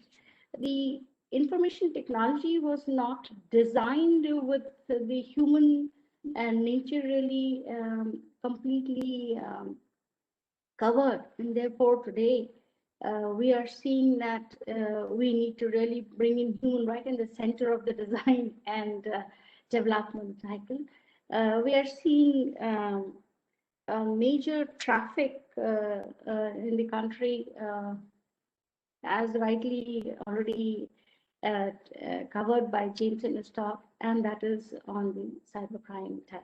So today, to just talk my first address here, I would like to say that India, with its plans to have 100 smart cities with IoTs everywhere in our homes, in our wearable devices, we really are today looking up to get our acts quickly up, and we really worried. We are very worried with the AI ML walking into our health sector. So let's get together to come out with a plan. The tools that are available to detect the threats are also the tools being deployed to create the cyber attacks. So we really need to work together. And I'll stop here. Listen to others. Yeah, thanks. That's a great point. So just like you mentioned, AI and ML is being now used for prevention, security, as well as solving health problems. Hackers have also started using AI and ML. So let's move on to Dr. Yask. Yask, great to see you after a long time. Yeah, same So here, Bikash. great. So what are your thoughts? What are the changes in the threat landscape which you are observing? Because I think Dr. Yask, can I, Dr. Yask, sorry for cutting. Can we invite? I just need to thank Dr. Chander, Dr. Muktesh Chander, sir, who has also joined. And over to you, Dr. Yask.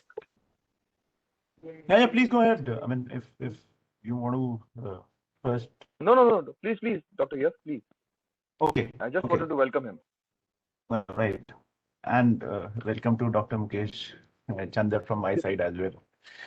Right. So because I think everybody is now have realized the landscape have expanded so much. It has exploded in such a manner that the security professionals are at times at loss to really figure out as to where all and what all is to be done. You mentioned a very valid point. You know, a couple of decades ago, the hackers were the ones who were primarily the researchers, but now we are talking about weapon grade hacking happening. You know, the kind of sophistication that has been brought into the market, and that is primarily to do with the fact that the companies have expanded their digital landscape. In fact, I was reading one report which said that the pace of digitization in the last 1 year, that is post-pandemic, was almost as much as the digitization was done in the last earlier 10 years. So this is where we are, you know, Ms. Pandey mentioned about the smart cities, the IoTs and all.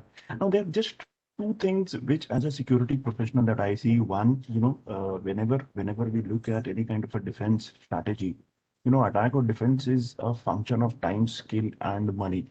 You talked about the hackers who were highly skilled in those days, but they had little, you know, they had skills, but their time and money was limited. Now we are talking about the nation states who have abundance of all these three. So we are fighting against an adversary who is not just sophisticated, has enough money, has enough time to do that, carry out that attack. So that's one part. Two, there is an explosion of the kind of IoT devices. You know, I'm just mentioning IoT because we only talk about IT, OT. However, the challenge is this IoT, which is fairly unregulated, non-standardized product.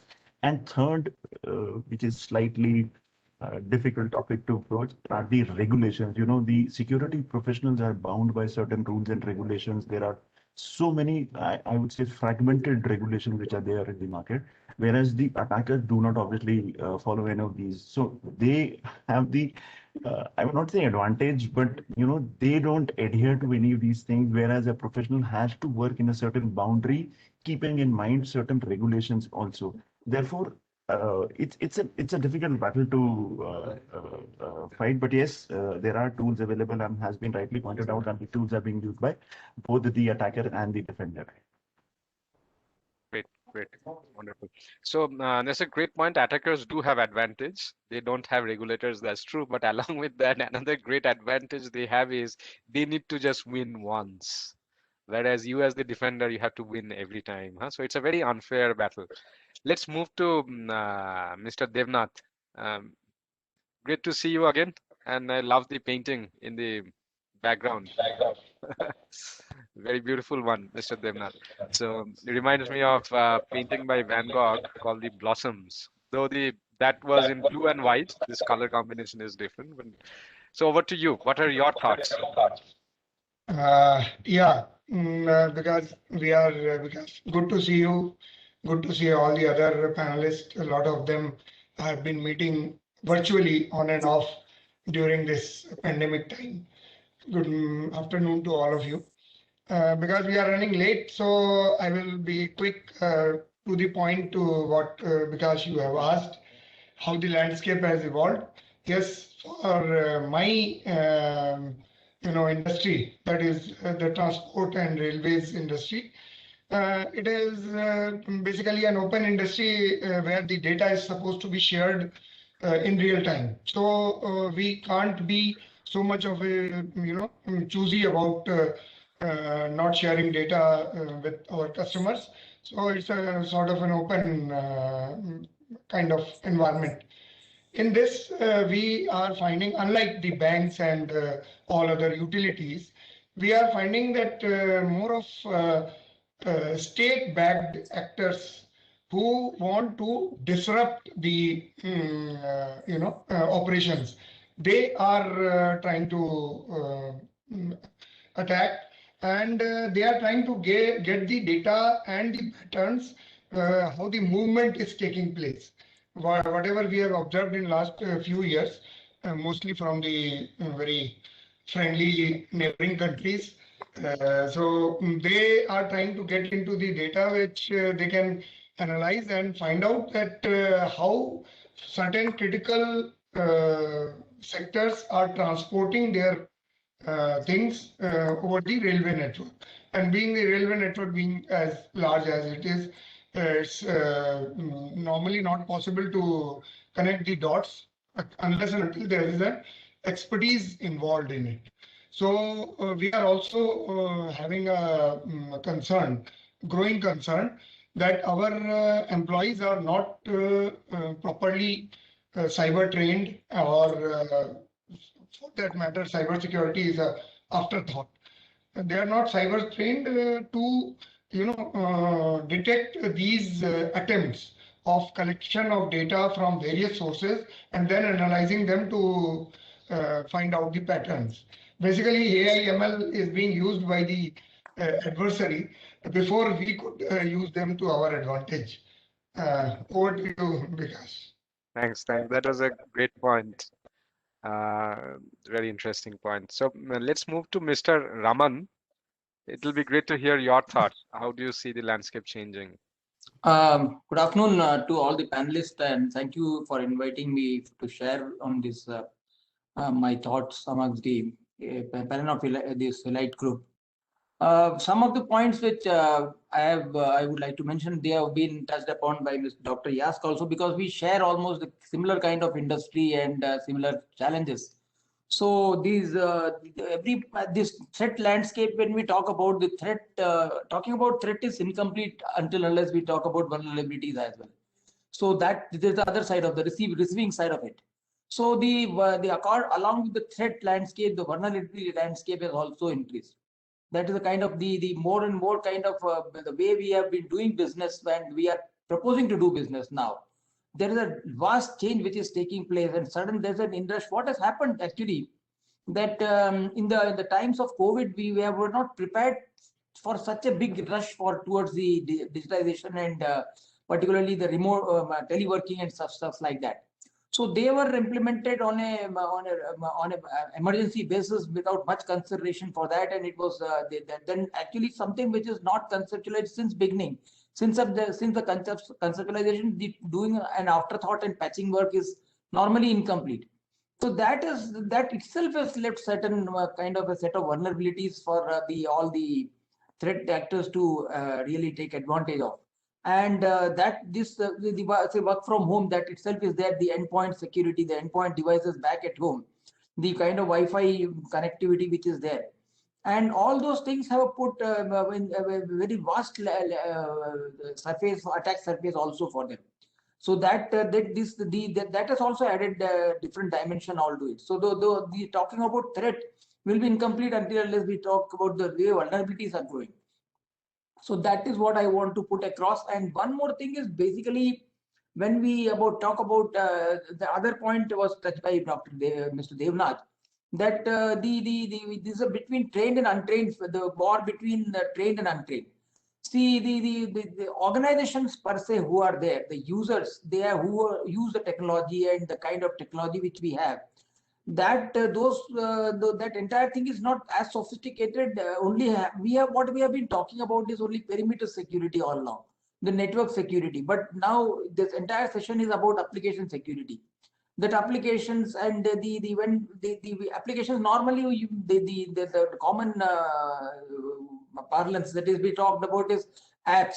But we in our industries, we have a different setup, that is OT, operation technology, and the applications of that particular thing. So that is which I would like to highlight. In industries, there is a lot of applications which are there, which are basically controlling the physical world and the processes, physical processes. So that is a very dangerous thing, because that is something which is totally outdated, and they are not so sophisticated to even match even today's normal security challenges. AI and ML driven, these are too big a cry for them.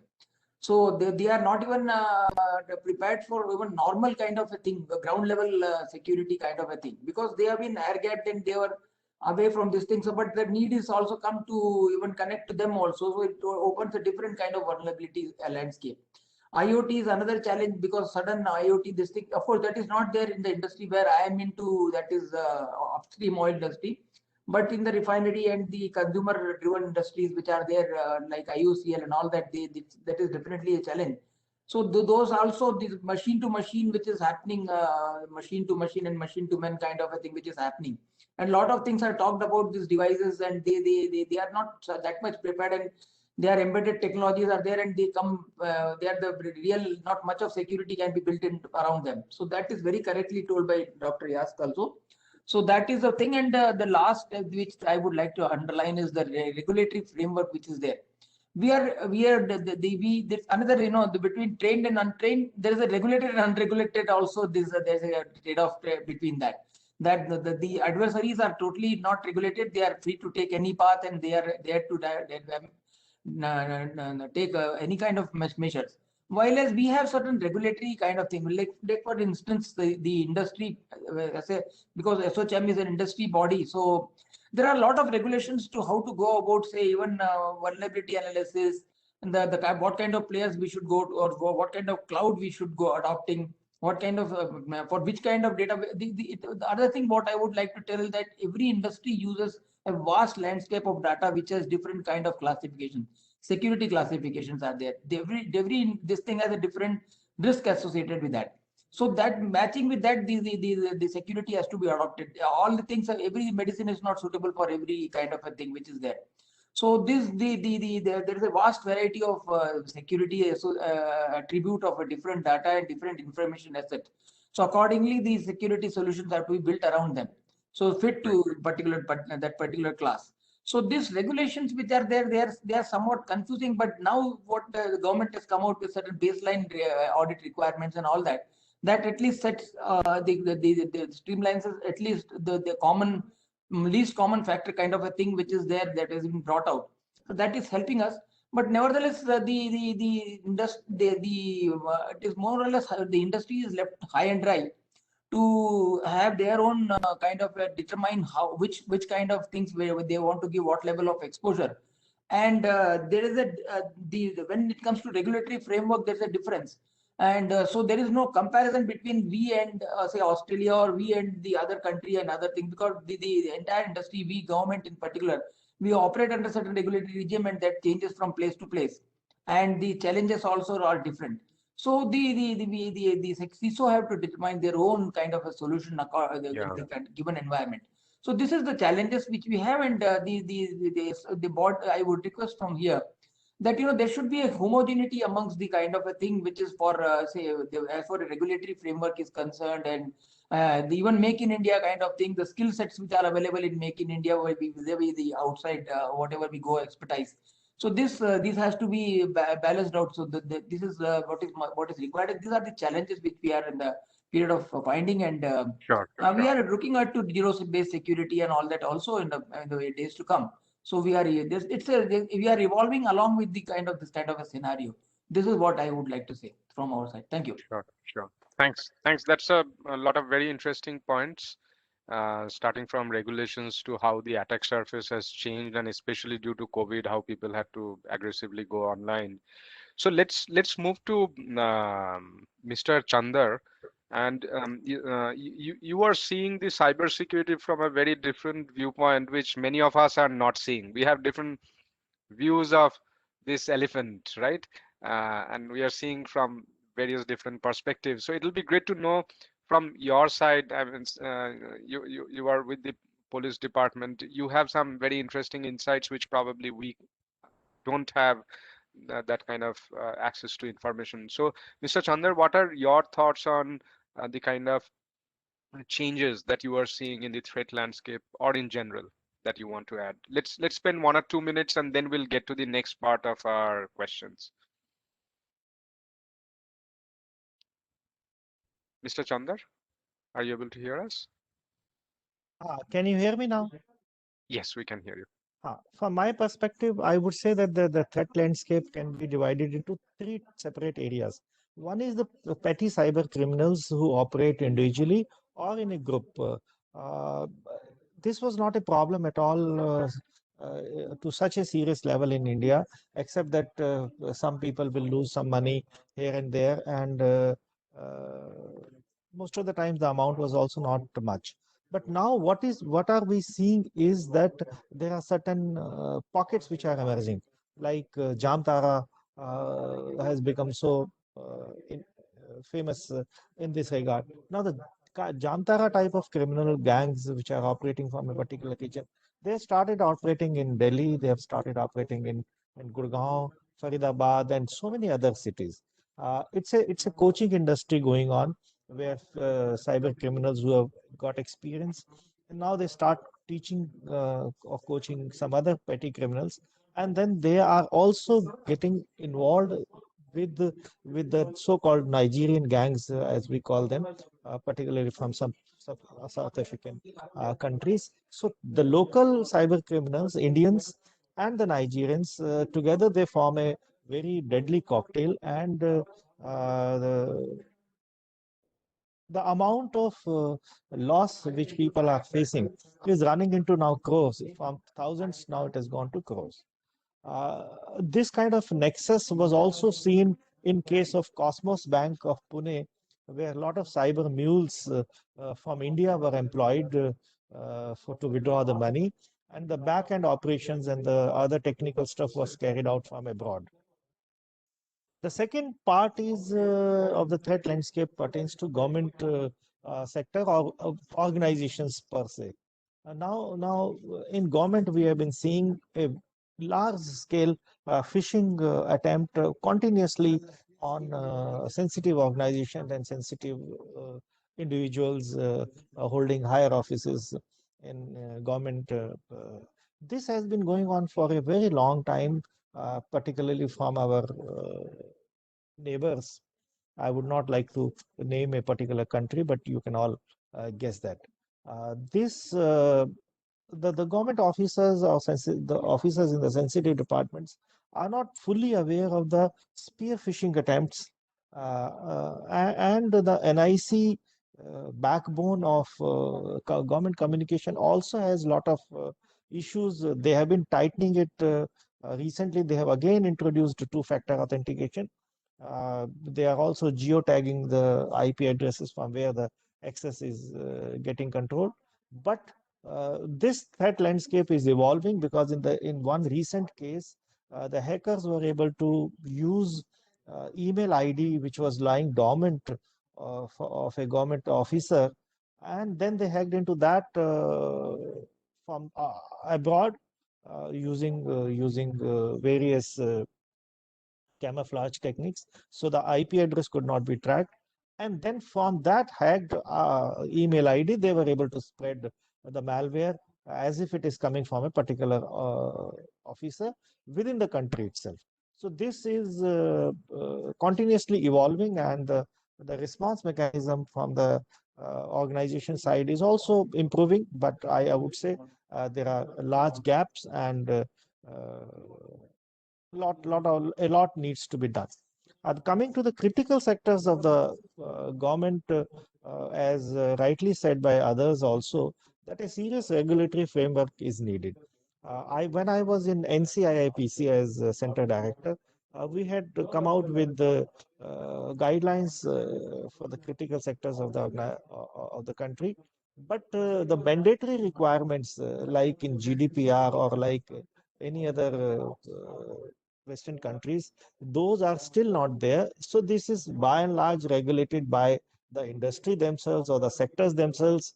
But so far as the stringent requirements related to compliance, they are still missing, I would say. We spoke about internet IoT and IoT platforms. We are still debating on the security requirements, whereas the UK has already implemented 3 minimum security requirements related to IoT, which have now become mandatory since last year. And they have got 12 such IoT requirements, so that the IoT is secure by design itself. And they have plans to introduce to make the other remaining 9 requirements also mandatory very soon. I am a police officer. I have worked in traffic also. When we talk of road safety, unless you put a punishment or a fine on non-use of helmet, nobody uses helmet. So in the same way, I can always say that when we talk of cyber safety, the basic minimum requirements have to be made mandatory. They cannot be left to the self-regulation or to the organizations themselves. Now we are very hopeful that the Data Privacy Act would come up very soon, which will have stringent requirements of safety of the data, just like GDPR regime, and the critical sectors of the economy, which are governed by the NCIIPC, which are rules and regulations, they would be made mandatory, so that a basic minimum security conditions are fulfilled and also evaluated on a yearly basis, so that the adherence level to the of the compliance is evaluated in a particular kind of matrix. The worrisome part is small and medium industries, where the security requirements are there, but they're not sure, and they cannot hire full-fledged security components. In the same way, some amount of money has to be earmarked for cyber security in the organization's budget. I have been advocating that even at the country level, the government should specify that this much amount of money would be spent on cyber security.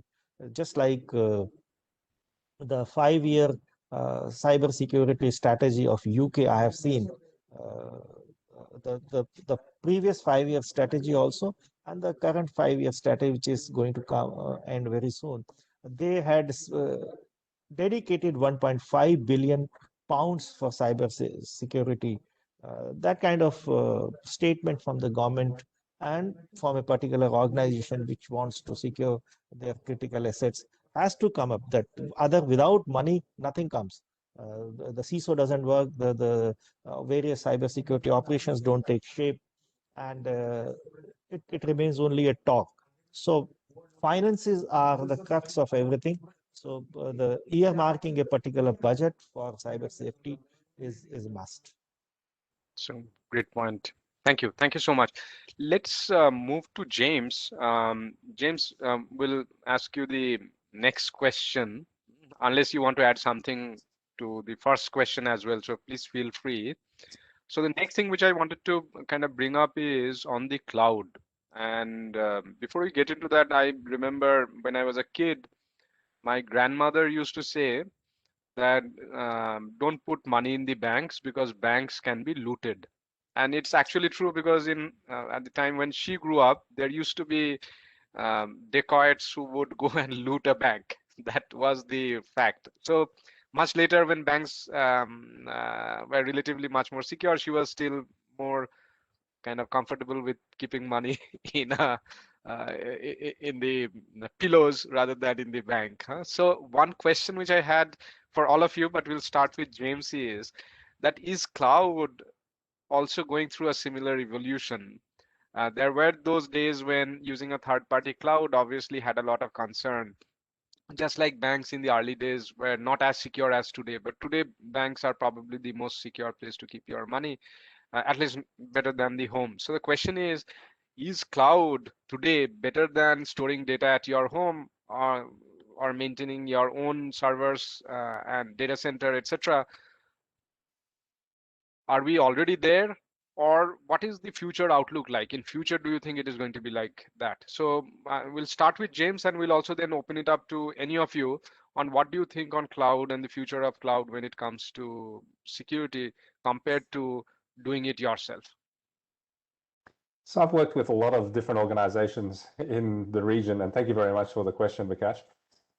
I've seen a lot of organizations struggle to, one, purchase the appropriate controls, and then two, manage the appropriate controls in an adequate fashion. There was a statistic that came from F5 Labs that did an analysis of all the previous breaches for the past 4 years of users' credentials. And 100% of them came from organizations that did not know that they had a data loss. They all found out that they had a data loss from a third party, whether it was on the darknet or a third-party researcher. Now, if you look at the leading security organizations, I think you probably are well known with organizations like Google Project Zero. And that's part of Google. And my thoughts are that that type of organization is going to manage security much better for you than what you would do in-house. So with the recent Office Microsoft Exchange vulnerabilities, there's benefits of using Office 365 in the cloud where you don't have to go and patch everything. But more recently, they've had some outages. But I think platform as a service, I think, is the better approach. And I would recommend, if it was my family or a friend who was starting up a business, I would recommend them to use platform as a service, and the zero establishment costs. They just pay per user rather than deploying your own infrastructure internally. And that's what I'm seeing across the governments in Australia, banks in Australia. They have a cloud-first strategy, and a lot of that is due to the cloud service providers like Azure, AWS, and Google meeting very high security requirements like FedRAMP and the local government security certifications. So I personally believe that cloud is going to be much better than trying to manage it yourself in the current state. And it might change in the future, but currently that's how it is. Great. That's a good point, James. So in Australia, what you are saying is the government is taking a cloud-first strategy. So let me ask any of the other speakers, please feel free to jump in. What are your thoughts? What do you think India should do, or your own perspective on adopting cloud in the government? For me, was it? No, I mean anybody else. Okay. So any of you want to add something? Yask, you want to add something? Yeah.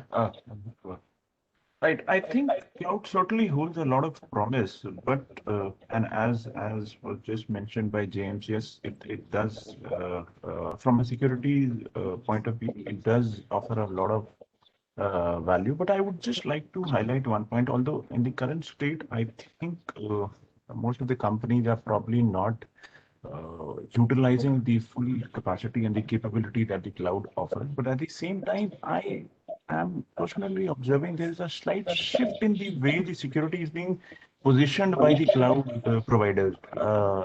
One major observation that I have is the CSPs now are wanting to project themselves as a security entity. You know, if I look at my current infra, I would probably want to have best of the breed in security solutions. Whereas when I go to the cloud one, obviously I lose a little bit of flexibility, but I also at times lose the flexibility of choosing the best of the breed. I'm not saying that they're not available. The point is that there is a certain, value added offering given by the CSPs, and they are trying to probably become a one-stop kind of a thing. You know, you go to one CSP, they would offer everything, right, from the basic security device to the most sophisticated one or most complicated one also. Currently, it is. I think it is. It's a good thing that I go to one place and get everything. But I don't think so that augurs well if they become it becomes a monopolistic kind of a thing. I would really want to have the flexibility of having that a la carte kind of a thing. I choose and I decide what is best. I should not be forced to go with a particular offering if I go to a particular CSP. That's what I fear in future. And second point is, if I really need to move to cloud, I should move to cloud in its true sense. I mean, I should not actually be looking at cloud as a pure co-located place wherein everything is mine. It has to be kind of a public thing, a complete virtual private cloud. Does it really offer me the benefits of the cloud that one looks at? That is also one of the things that we need to look at. So that's an interesting point. So you see a lot of promise, but you also have a few apprehensions. Huh? That's a well-made point. Anybody else? Yes, I have something to add. This, as I have already mentioned that, Mr. Yask is continuing. Dr. Yask. No, I'm not. You please carry on, sir. Okay. So this, I have a certain different take on this thing, whether from the perspective of the criticality of the information and the data classification, whether for the all kind of cloud implements are suitable for all kind of, we have different cloud implementation models are there. That is, in India, we have a virtual private cloud is there, government community cloud is there, private cloud is there. Public cloud is there, and all these things. So there's a mapping of which has been done by certain regulatory agencies, that suitability of depending upon the class of the data which is there. So there it cannot be that, again I come back to this thing. No, normally we don't talk about the class of information. So it is not that the one-stop solution that okay, you go to cloud and this is here it is, and you go to this thing. So then that has to be matched with these kind of a thing. And in government side also there is lot of different kind of regulations are there with different kind of restriction levels. So that regulatory framework also has to come clean on that. There is no clear-cut this thing. And another thing which is coming the way of cloud is where the data location of the data. So that cannot be also ascertained once it goes to cloud, whether the what restricts is whether it will be within the India or it can go across the boundaries also, and where it will be located. So that is also a challenge. And within the cloud also, these the total the SOD, which is the segregation of duty amongst the service provider and the responsibility matrix which is there between cloud and the CSPs and the user. So that also has, that is an apprehension, and that also has to be made very clear, brought into mind. So these are the aspects which has to be we are considering while going for this cloud, and we probably in a phased manner only it can be adopted. Great, that's a great point. So we'll move next to Madam Pandey, as well as we'll love to also hear from Mr. Devnath. So we'll come to both of you. And before we do that, quickly, since I also had to manage the time, I just wanted to check how much more time do we have in total? Can somebody help me with that? I can conclude by 1:20. It is possible we can do a closing remarks in 10 minutes. By 1:30 we can. In 10 minutes. Okay. So 10 minutes. So another 10 minutes or so. So let's do something like this. Let's do something like this rapid fire. Can I I just mean, yeah. So we have a few more questions, so we'll go very rapidly. Okay, madam, please go ahead. So we'll do it in a rapid style. We have four more questions, so we'll do a I'm rapid fire round. So yes, not sure madam. you'll be able to address all of them, but a small point I wanted to bring in. You Yes. know, the government is always stuck in between whether the regulation should come first and the technology later, or we allow the evolution and then bring in the regulations gradually. So the government has really has initiated a lot of measures for going onto the cloud, and we see all of our state data centers now coming up very well, and some of them also co-locating their security operations centers. However, you know, it really depends upon the end user as to how you define, because with the Kubernetes coming in, we really should know how to really use the tools that's available to us. And that's where we'll have to now start building in the capacity amongst our stakeholders to appropriately use and, you know, benefit from the technologies that is available to this. To us. So the government initiatives is at one end technology development, appropriate deployment, coming out with projects where we can run a viability gap funding model and then get the industry to come in.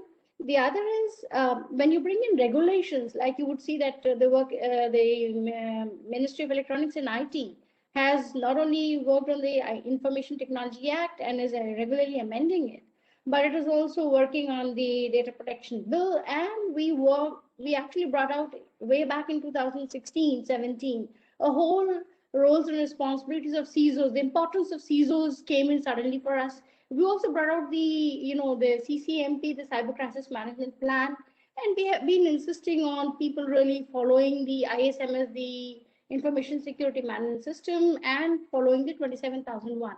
If at least these minimum standards are brought in, you know, we expect the first level of response to cybersecurity taken care of by all. We see a lot of gap there. We are still trying to get people to understand the value of standards of processes and systems, and we are seeing a much better response from everywhere. Yes, the NCIPC is focused on critical sector, and we have identified more than 16, and that work is going on, but the pace is slow. The rate of attacks is pretty high, but the pace of really responding to this from our end needs to be taken up by each one of us as individuals who really need to safeguard ourselves. I mean, our televisions and our refrigerators are going to talk to the world outside without us giving them permission. That is the world that we're going to be looking at in a year or two, not far. And that's why it is very important that all of us really realize that we are the first security officers of our data and of whatever we feel is important in the digital world too. So we in the government are focusing on bringing citizens as digital citizens. At one end, we are wanting everybody to digitalize, and at the same time, we are worried whether we really know and we can get them all to be sensitized to becoming digital citizens. So I'll just leave this big question mark.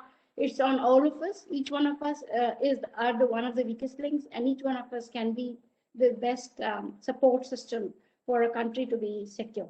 And India has brought out its national cybersecurity strategy.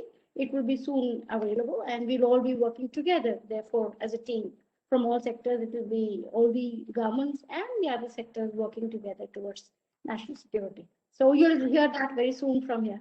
I just wanted to bring that point in. Yeah, thank you. Thanks, madam. So let's move to Mr. Devnath. So let me also bring in the next question. It'll be great if you can throw some lights on that.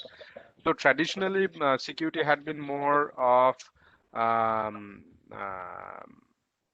like network security driven kind of approach, but today application security has become probably one of the biggest threats, right?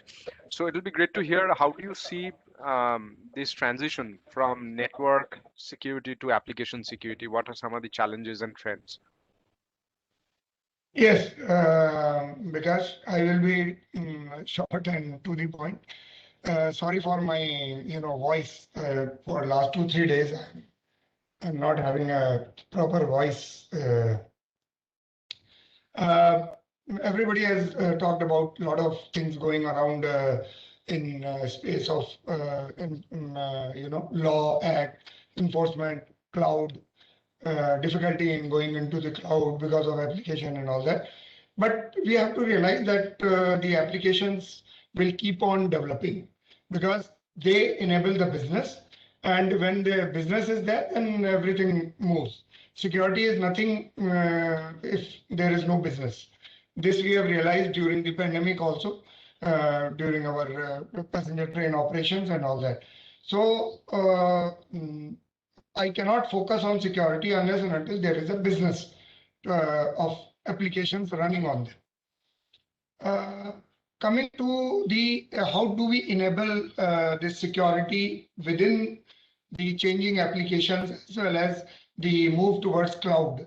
I am last year when we were sitting at home and operating from home, I went through a very interesting case study of how our equivalent system in Deutsche Bahn, that is the German rail, which public-private mix-up, like many other organizations in India too. It has a majority government participation, but it is a conglomerate of private participation as well. What they have done is they have built two private data centers. In fact, they have asked both Amazon and the Microsoft Azure to build two data centers in Germany. I don't know where they are because that is also might be a secret there. But they have built two data centers which are alternative to each other. And they have asked all their applications. There are maybe hundreds of applications inside the 26 units of DB because every operation is a separate organization there. They have asked them to move slowly towards cloudification of their applications, and security goes along with it. So the whole security framework is applied to both the clouds, and their internal data center is slowly being closed out and the applications moving to cloud. And the localization is also taken care of because both the clouds are managed by private sector, but they are located in Germany. Somewhere, one in I think nearby Munich, or another one is nearby somewhere in Berlin, the capital city. Now, I feel instead of these kind of fragmented approaches which we are following here, there is a government cloud which is now almost near capacity. They are not taking in anywhere anymore. Then the state data centers. Then we have some attempts to go into our clouds.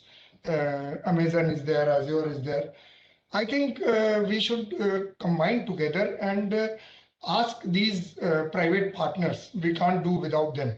Ask these private partners to build certain secure clouds with various verticals of various kinds of technology, like something like a database cloud, something like a storage cloud, or other things with security services thrown in as a use per model, use per pay model, and those things should be offered to all the government departments and entities, because we do not have too much of expertise, neither from the ICT management nor on the security management side, and building that skill will take a very, very long time.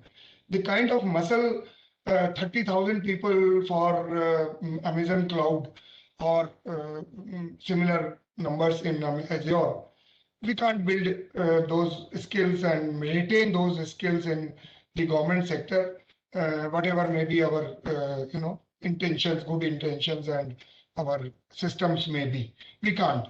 So we have to build their synergies and our need, government need to go into cloud. And another thing very important, we have to deduplicate on the enterprise level, on the government level. every entity is keeping the same data, copy, and then they forget about it. They don't destroy or shred that data. So if they are on a same cloud or in the same security setup, we can have policies where the data is not duplicated again and again, not copied again and again, and there is a proper sharing where I need not copy a data of say finance data from finance ministry or the road transport ministry wanting some data of our movements being shared with them. If it is, there is a common API, common cloud storage and all that, it will greatly help the move forward. That's a great point. Great point. I think thanks a lot. That's a very interesting, balanced point which you mentioned. Let's, in the interest of time, what I would like to do is, I would like to ask James if you want to add something on frauds. I know you have already spoken, did a great session on that, on frauds and AI/ML. And then finally, we want to close with Mr. Chander on his thoughts, specifically on the privacy side, if you have any thoughts on that. So first, very quickly, James, do you want to, beyond like what you spoke on frauds and AI and ML during your session, is there anything else that you would like to highlight? I think fraud is more so for e-commerce and banks. For the government space, I'd probably say loss of PII would be just as important. So that's privacy. So the same capability is able to protect against loss of PII using AI and ML as a service. And in relation to the previous comment about moving to the cloud, I'd say that infrastructure as a service is not going to be that great. Like relocating, lift and shift your internal servers to a cloud, that's not going to provide much security. In actual fact, you get attacked more in an infrastructure as a service because you're concentrating all the new instances. But platform as a service, where they manage the security, they manage the availability, the resiliency, the patching. So the PaaS is the way to go, in my opinion. Wonderful. Thanks a lot, James. So, Mr. Chander, and we'd like to close this session with your thoughts, specifically on privacy. So, very interestingly, we are seeing a lot of trends when it comes to privacy. We see cases where organizations are budgeting for fraud, that this much of fraud will happen, so I'm going to put it as a part of my planned budget. There are folks who are paying for ransomware, and one major question that comes up is that if you do that, how about the privacy aspect and the regulations aspect? So any thoughts, not just on what I mentioned, but even beyond on privacy, Mr. Chander?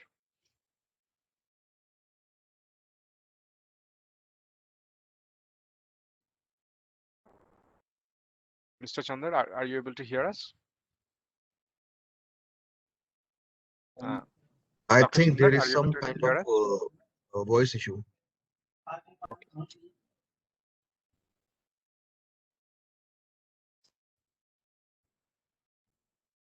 We are not able to hear you. I think there's some kind of voice issue. So should I think we? he's not able to hear us. Okay.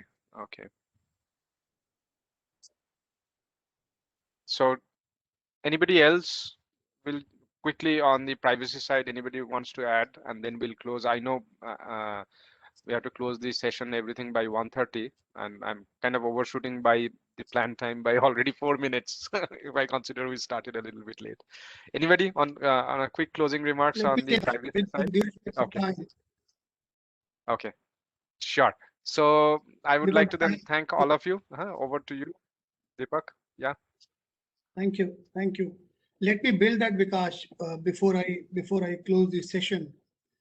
I was sincerely part of that. While remotely, it is not that easy to focus on each and every point. That's another part. I talk about the inclusivity and being virtually available and mentally available if I can say so. I thought, let me conclude a few of the points in your aspect where we also resonate with the points from F5 in the morning, and then we will come to the vote of thanks. First of all, let me thank the panelists for sharing their views. Thank you, James, for bringing that tech aspect all together.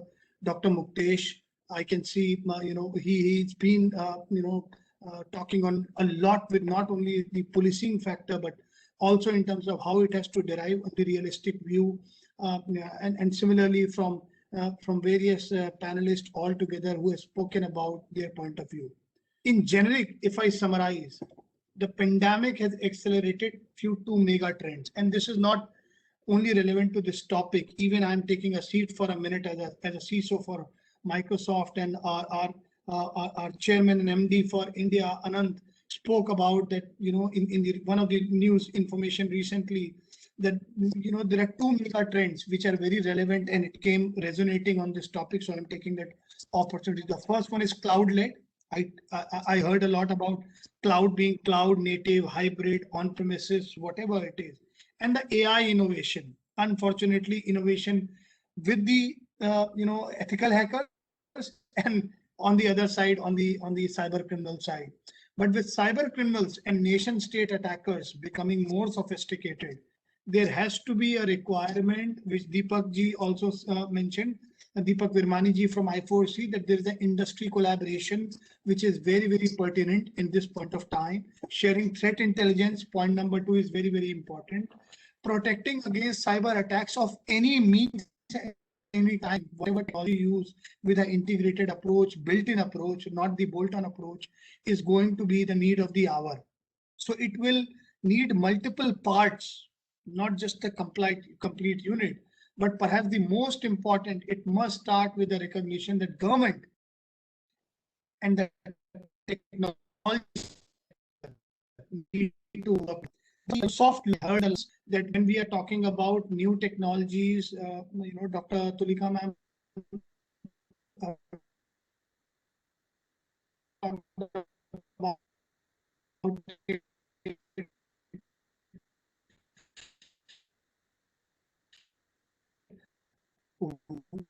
what should be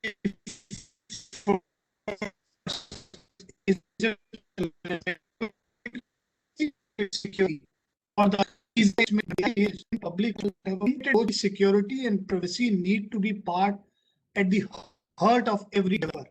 That is most important to understand, and that's where I will conclude the forum, the panel. Before I move to the vote of thanks, it was indeed a pleasure to hear from so many distinguished leaders, senior leaders from government, enterprises, even for that matter, the partners who have spoken. Shri Dhananjay, Ganjoo, thank you so much for bringing that opening statements. You brought a lot of insights related to data documentation. I still recollect the graph of one of the banking sector which spoke about how relevant when you learned last year, and you mentioned that after a year what happened. That's what is very important to understand. When we started, everybody talks about where we ended, and what we are seeing, that there's a graph change of 90% plus in the type of attacks got, or a MFA or change is very important. This is called the closure of the assessment, it as real-time risk assessment. Let's not do assessment, let's do a real-time assessment. Thank you to Shri Deepak Virmani ji, who has spoken and laid down the foundation. We all have to please, propagate about the government website where we should be registering. We should be, proactively going to see if you have to address any child abuse, women concerns. Even I know in UP Ministry and UP in Lucknow, they talked about, AI-enabled cameras. Can have the aspects of women issues. I'm able to gauge the what has happened on that moment. So these all are the relative terms of AI, not just getting concerned about whether we need to adopt AI or not. And thanks to Niti Aayog talking about AI for all. This is very, very imperative. our chief guest, Shri Kirodi Lal Meena, who has spoken so deeply about what is the practical scenarios, why cybersecurity is important, what are some of the initiatives, and no doubt about talking about the panelist from Ms. Tulika Pandey, Director Cybersecurity, MAPIT, Shri Muktesh Chander ji, always a pleasure to see the real use cases which are happening on the ground. Thank you for representing us on the ground. James, who has spoken about Venugopal, Dr. Yask has given very clear indication what is critical infrastructure. How do we need to look into the type of, should we really get to come cloud, not just cloud? What is that public cloud? How should we adopt it? A very relevant Vinay Devnath ji, I would like to highlight, who have mentioned that let's embrace the journey. Let's not be lagging at the last country. Let's embrace the journey. It's not only about Azure, the other platforms, or Amazon or Google or the platforms. It is all about, are we going to scale to that level? Can we utilize what is ready, which is a blessing. Also, I would like to promote open source because it's part of Make in India, Government of India, who is looking after embracing new jobs and new skills. We should also promote together. Shri Narayan Ramanji spoke about so many details in terms of how it is important for critical infrastructure to look into. Multiple aspects to get, I can keep talking about it. So much to talk about.